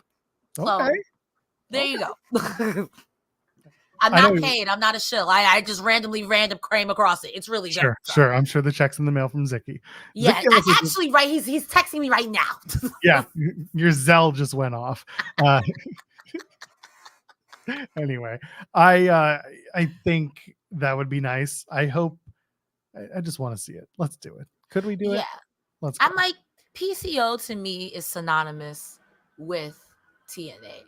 And low-key, so is Swing Daddy. So if PCO could be in main events, we could do a Swingers Dungeon with the Dango Dirty Swingers Dungeon. Disgusting. Never mind. Yeah, we're getting weird now. Not in a good way. Before we get out of here, TNA Sacrifice. They're all the same show at this point. Sacrifice is tomorrow night. It's available on their YouTube. It's going to be available on Triller TV, TNA Plus. It's one of those specials that's not a pay-per-view. So if you're subscribed to one of the channels and you pay the $5 or whatever, you can watch the show. Or if you don't and you just want to keep up with TNA, we will be doing a post show tomorrow night, probably on Fightful Overbooked. That's our sister channel. Go to youtube.com/Fightful Overbooked and subscribe to us there. We'll be live. We'll drop the audio on the main feed so no one's left out. But just letting you all know, Sacrifice tomorrow night, Friday, March the 8th. Let's run down this card. Let's give our thoughts. Here we go. For the TNA Knockouts World Championship, the World Tag Team Championship, I should say. MK Ultra takes on Dani Luna and Jody Threats. Do we have new champions, Cresta Star? I don't think, love. I think they got their wins this week and last week. Sorry, babes.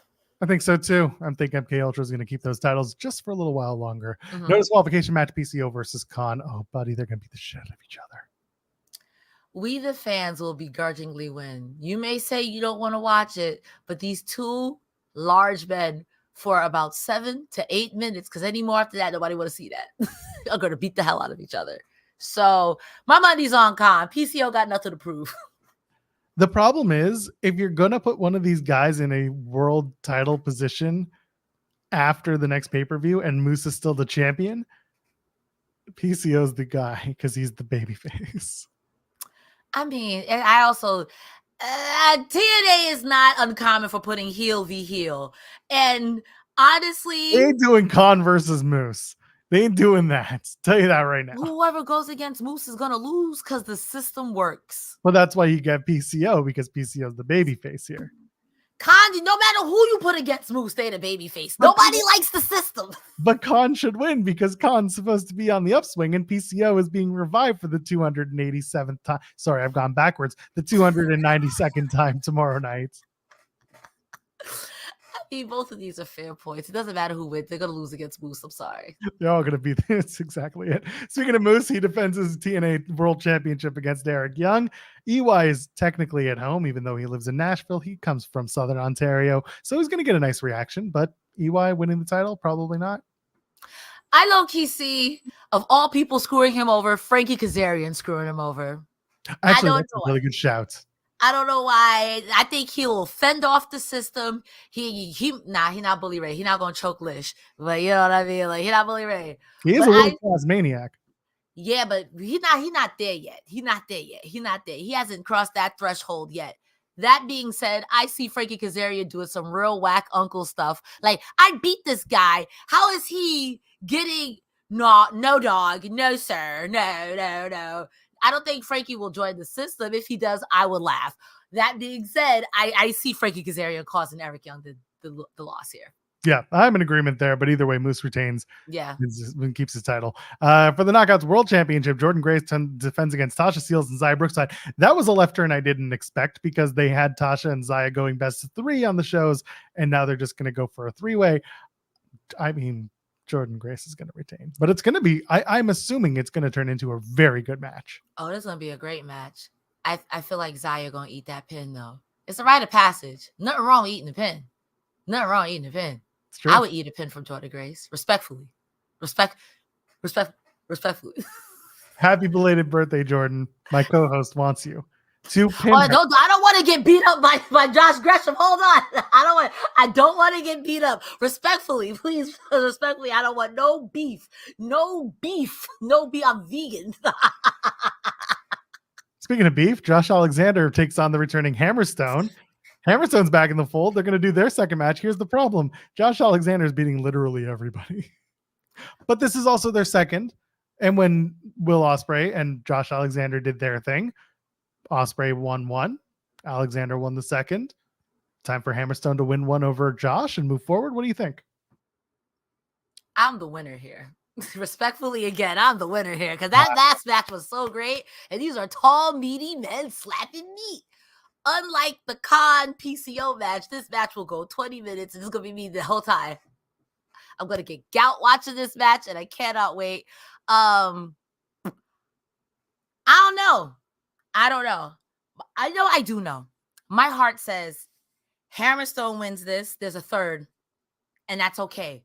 Because at this point, Josh Alexander is God. He's TNA God. Then he could lose, and it doesn't matter. You're Josh Alexander. Especially to someone like Hammerstone. You do a third match, you make it a number 1 contendership, or you make it just some sort. You put a stake on it. There's going to be enough meat, but you got to add a little more. I could see Hammerstone winning this one. Yeah, put him in a monstrous ball for the third one. And it's his first official match with like as a signed talent. And like above all else, Cresta Star, they're making him work in Windsor, Ontario. You deserve that, V. You deserve that dub.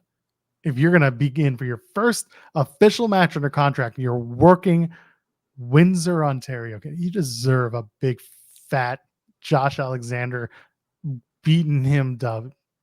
Is this Canadian beef that I am not aware of? Windsor's just the boring ass town. Sorry, Windsor. Sorry. It's just not. I'm not going because it's very far. It's 4 hours of driving away. Hammerstone winning seems to be where I fit into this. Let's move on. 6-man tag. Mustafa Ali and the grizzled young veterans are back. They're teaming up to take on Time Machine, Chris Sabin Kushida, and Alex Shelley. We talked about this at the top of the show. It feels like Alex Shelley is going to cost his team, or they're going to lose, and then Alex Shelley is going to go absolutely ham. What do you think? Someone's going to throw a wrench in that Time Machine, and they are all that. And that wrench's name is Alex Shelley. Okay? Listen, the Grizzly Young Veterans are great. Ali is great. Ali playing with a schmarmy politician. Oh, 10 out of 10. And I liked it before, but him firing the good hands the way he did, you're a piece of crap. and here's the thing. I sat here with SB3 during the No Surrender post show, and I said anyone who trashed Mustafa Ali and Chris Sabin for not having a flying X Division championship match do not understand what Ali's doing as his character. That he will eventually be forced to have that Ali crazy ass flippy fly match, but he ain't doing it now because of this character. It's such a piece of garbage. It's such a heel, and heels don't fly like that. And it's so good, and it was so good at No Surrender, and I expect this match to do a little crazy, but not the same. And Grizzled Young Veteran perfect because they're not high flyers either, and Ali will do the ground game with them while the other three guys try to fly, and that works for me. I agree 100% here with you, Joel. Not only do Ali and GYV take it, when Ali does have to break out peak X Division, it's gonna be against a speedball. It's gonna be against someone later on in his run where he could be like, you know, I've had it. This guy's crazy. I'm gonna do option C. Actually, you can have it, you little crazy flippy do. I've had it. But before he does that, he might drop it to this person, whatever. You know what I'm trying to say? But it's gonna be a slow build before we see Ali from 205 Live. I 100% agree with that. Yeah, we'll get there, but it ain't going to be immediately. Yeah. For the TNA World Tag Team Championships, ABC defend against the System. Edward Edwards and Brian Myers. Lish will be there, I'm sure. I think we have new tag team champions. I don't think.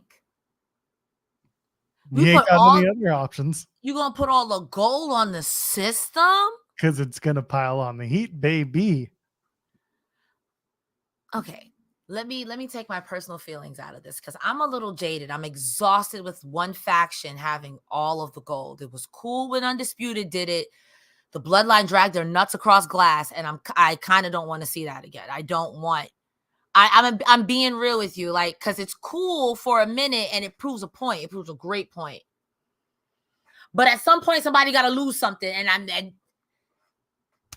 I could see it. You're right. It would bring so much heat. I could see it. But then I go back to, what are we doing with TNA's tag team division? Myers is a tag team. He's a loose woman, a loose man, if you will, when it comes to tag team partner. Everybody Myers tag team partner. So, like, what are we doing here? You got a legit team that used to be a Frankie team that y'all just changed the music for. Damn it, the System's going to win those titles.